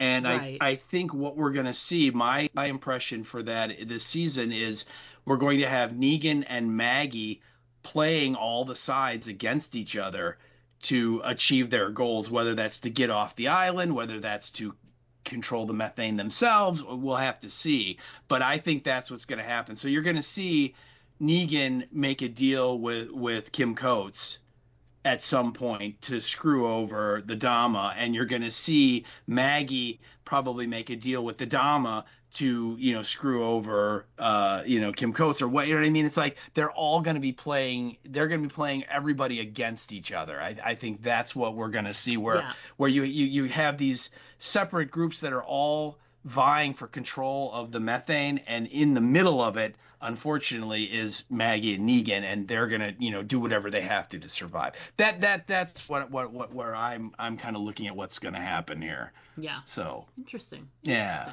I like it. Anything that we didn't cover that you want to make sure that we chat about before we take our break? I don't think so. Like I said, it was a very standard kind of by the numbers season premiere, right? Where all the pieces are on the chessboard. We kind of know what everybody's goals are to some extent, although obviously, like Kim Coates, not yet, but we will, right? Yeah. But at least we've been introduced to them, so we kind of know who the players all are, and literally at the end, like, things are just like started in motion, right? Where we're just kind of getting ready to begin. So again, it was good. It was just kind of like meh. Like I said, it was very kind of uninspiring. It was nothing fantastic, nothing where you were like, oh my God, It was just more of like, oh, okay. And so I'm hopefully optimistic like you are. I want to give it a chance to breathe and see where they're going to go. I'm really hoping that if they really want to lean into Kim Coates' weirdness, there is a whole thing on Sons of Anarchy where he was afraid of dolls. And there was this whole side. He's such a weird character on Sons of Anarchy, like supremely, and it's so well done. And it would be really great, since he's accumulated all these things and all this wealth, if we get a visual of Brugal's like interior, like where his hideout, where his home base is. If there are like porcelain dolls there as like a sign to like to Tig, his character on Sons of Anarchy, I think that would be fucking amazing. Yeah. I would think that would be so great. I think it's totally possible. It's totally possible. No, go ahead. I was just gonna say, it's really funny because when you think of Kim Coates, obviously your first thought goes to Sons of Anarchy, right? Absolutely, yeah. For me, whenever I see him, I always jump to The Last Boy Scout when Bruce Willis kills him. If you remember that scene, Bruce Willis asks him for a cigarette, and he gives him one, and he's like, "You got a light?" And so Bruce Willis kind of he puts a cigarette in his mouth, and he sticks his head up, and Kim Coates punches him right in the face. And Bruce Willis then says, "If you touch me again, I'm gonna kill you." And then he's like, "Can I have another cigarette?" And then he does. And then he goes, "Can I have a light?" And Kim Coates is like, "All right, buddy, whatever you say." And then he goes to punch him, and then Bruce Willis just smacks him right in the nose and kills him. I mean, it's fucking great from that. I don't know if you remember that movie. It's from like I've actually never seen Last Boy Scout. Yeah, it's Bruce Willis, and I think Damon Wayans is the other guy, and like Halle Berry's in it. It's one of her earlier movies, and yeah, it's total action movie. It's a lot of fun, just a lot of mindless violence. But yes, and Kim Coates, it's one of his first things. He's very young in it because it's from like 1987, I want to say, or 86. So it's a while ago, but that's where I always go is young Kim Coates getting killed by Bruce Willis. So yeah. Oh yeah. Kim Coates, gotta love you. Well, I think we've hit all of our marks. So we are finished discussing the episode itself. So what we're gonna do, folks, we're gonna take a quick break. When we come back, we're gonna discuss our listener feedback we got and what's coming up on the podcast. Yes. So please stick around because we will be right back. The following is an emergency action message. Civil authorities have identified a biological threat that they deem credible. This threat could potentially affect the entire continental United States. The dead are returning to life and attacking the living. 911, what's your emergency? There's a man on bed and he's attacking another man. Looks like he's biting him, like on the arm. The initial signs are puzzling, unclear. Getting pulled out of their cars and thrown to the ground. It looks like the bus passengers are biting their victims. Soon, however, the reality is clear and undeniable. The crisis involving the recently dead continues. Parliament today passed a law that requires all bodies of the recently deceased to be registered and turned Toxic over. Bag Productions has captured the sounds of the zombie apocalypse and brought them to your gaming table.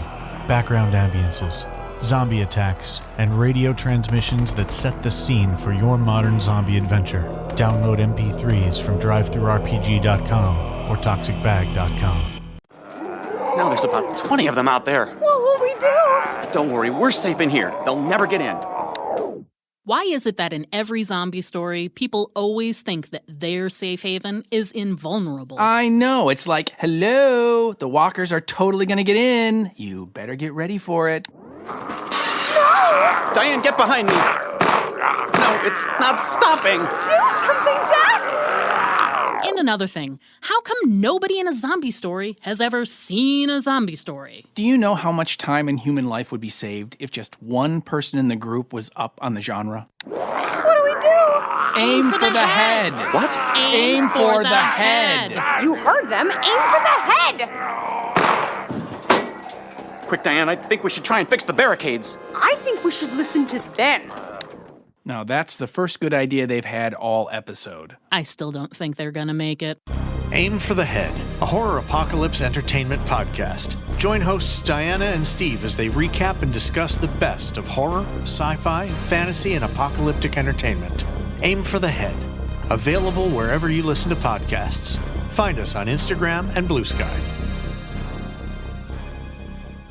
Hey there, everybody. We are back. We're going to jump into feedback first, then we're going to talk a little bit about what's coming up on the podcast. So our first and our only piece of feedback, the stalwart, the trustworthy, the ace in the hole, the one you can always count on, Miss Erica Price sent in some feedback. And Erica. And we thank you for that. Hey, Erica, thank you so much. So Erica sent this via the Facebooks, and she wrote, "Of the 3 spin-offs, Dead City is my least favorite. I never was convinced Maggie and Negan would team up, but here we are again. Going for a whimsical start? I know New York City is huge, and there were millions living there, but I don't buy there are enough walkers to scoop up at this point. Huh? Look at that. I find it equally implausible Maggie expects Herschel to kill a deer with a throwing knife. Which is true. The knife he's using, it's a special kind of knife that's just for, like, throwing. It's got like lots of holes in the middle. It's meant to like be thrown through the air. Whatever. Yep. Anyway, continuing on, she says, if the folks in New Babylon want to take over all of New York City, they're going to need hundreds of people, a massive amount of weapons and ammunition. Why do it? Ugh, dumb. How in the world did they know about Negan's wife and kid and where to find them? I guess I'm not remembering that information being exchanged last season. I mean, they say that they were, tracking him and following him. And I mean, it's quasi believable. I'm not sure. And continuing on, she says, and Negan has been existing on cockroaches all this time. Did they dribble fresh blood on the Croat's car every time he drives it? That is true. It was possible. very fresh. It was fresh. This speech by Negan had my eyes rolling so hard.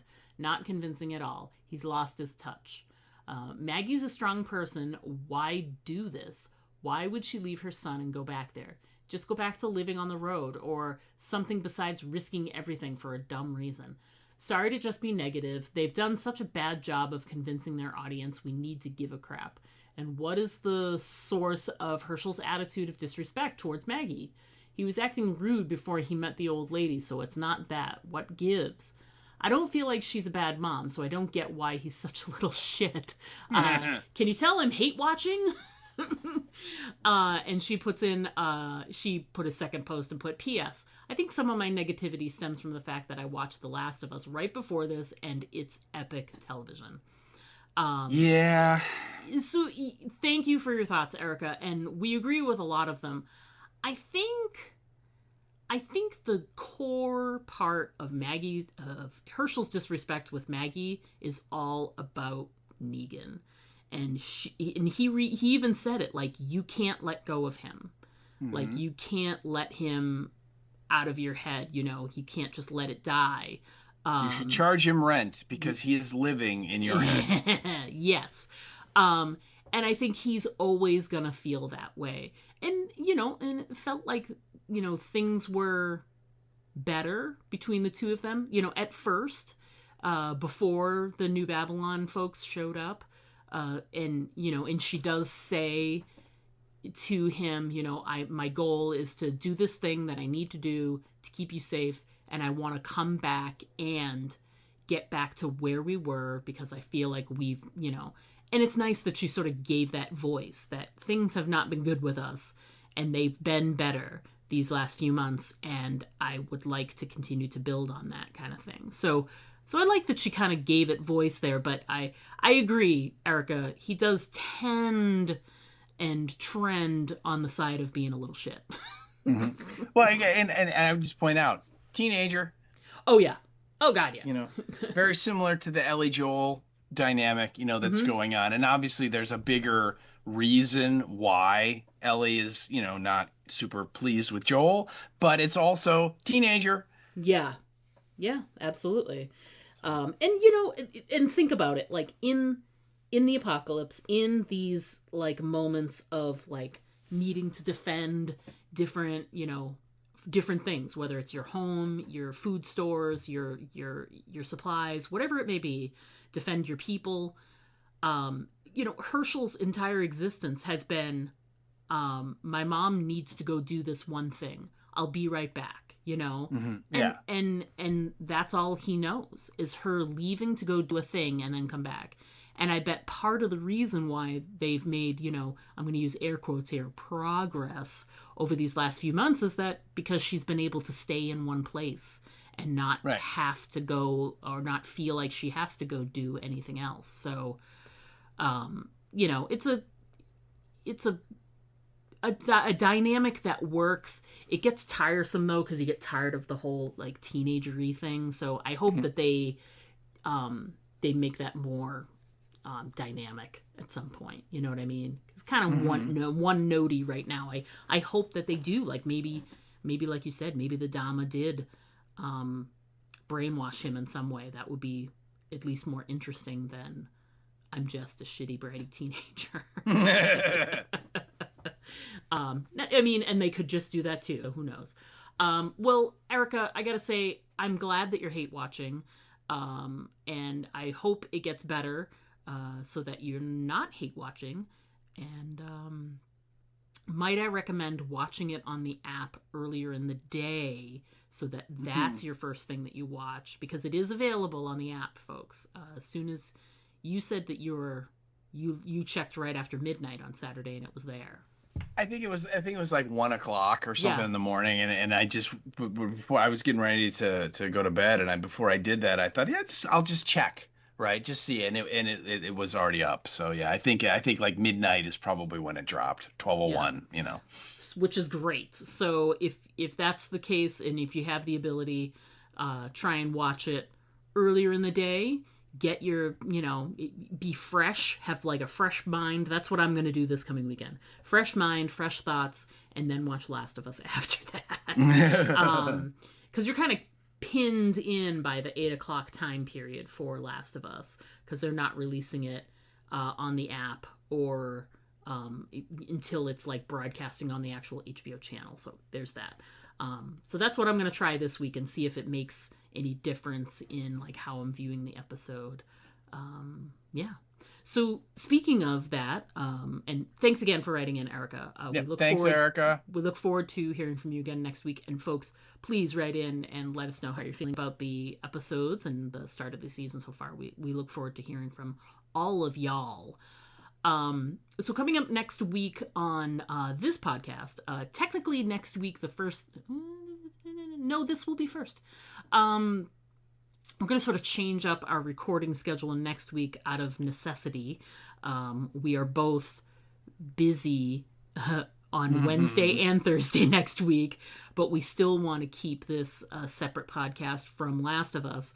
So we will be recording for Dead City on Monday and recording for Last of Us on our regular day of Tuesday. On Tuesday, yeah. And with it being available earlier on the app, that makes it much more feasible for us.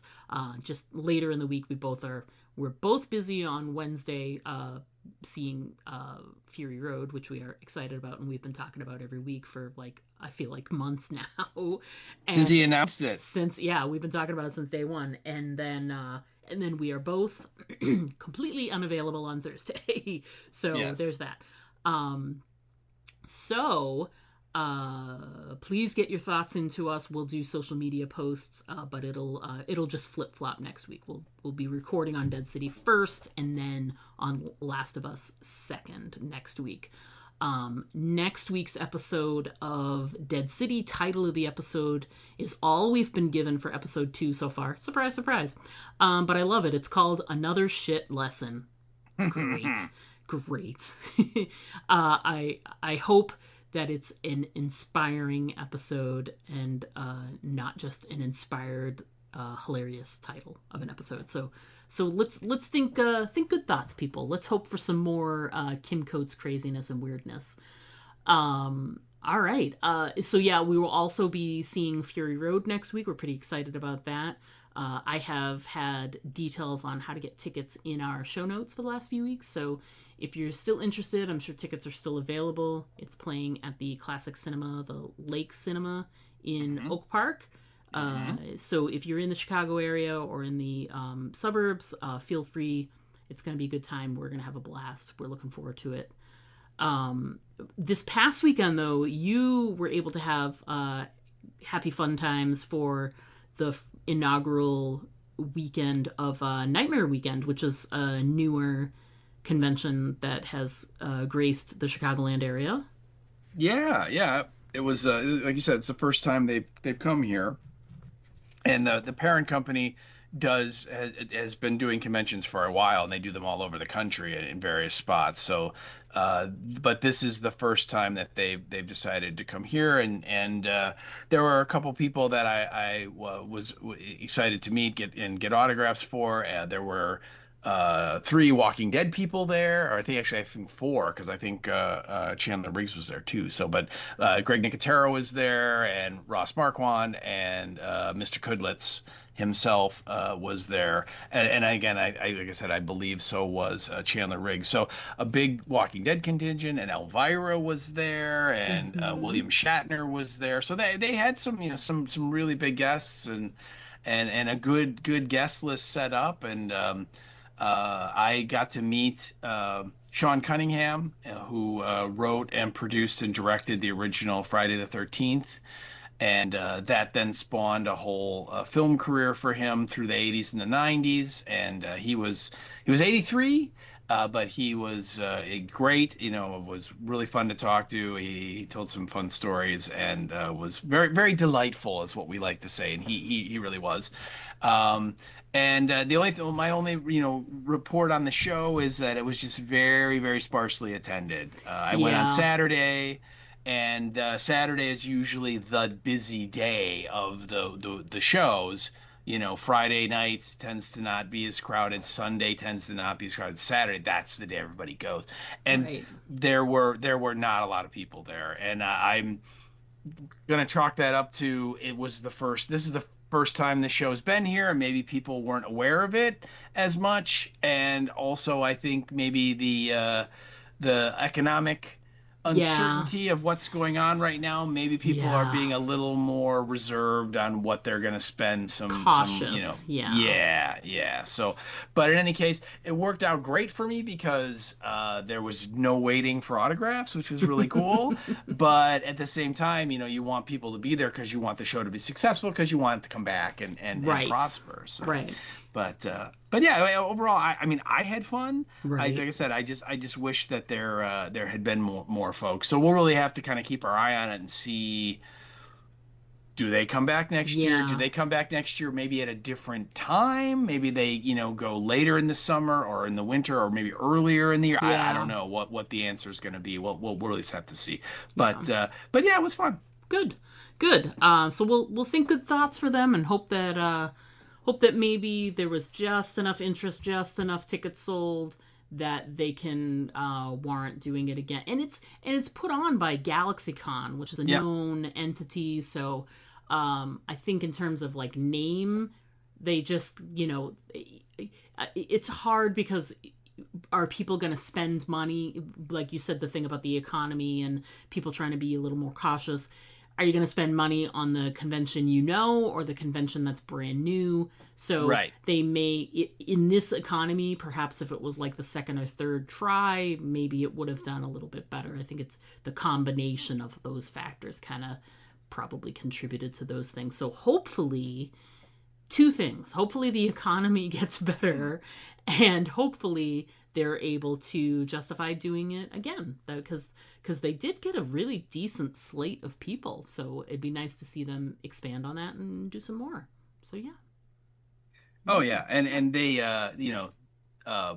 like you said, they have been doing, GalaxyCon has shows all over the place. There's a big one in Kentucky, there's on the East Coast, West Coast. So they know how to run shows, and like you said, they had a really good guest list, a very wide range. It wasn't just one group or another, and it just, like I said, I was very surprised that I'm like walking around, and like all the guests that were there, I got there right at 10 when it opened, and the guests that were already at their tables ready for autographs, they were just like sitting around because there was like very few people there. It was weird. So yeah, that's too bad. So we'll think good thoughts and hope that it improves for next year. I hope that they have enough to warrant doing a next year. So crossing our fingers for the Nightmare Weekend people, and hope that it becomes more in the future for them. So yay.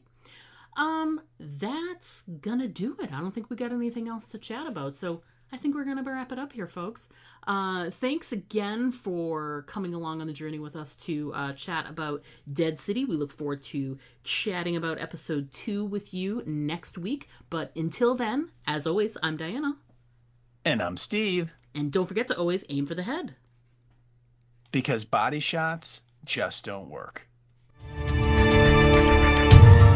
send us an email, write us at aimfortheheadpodcast@gmail.com. And our Twitter handle is @AFTH Podcast. Pictures and video are always welcome at our Instagram account, Aim for the Head Podcast, all one word. But the best way to keep in touch with us is to just like our Facebook page to get all of our updates in your feed.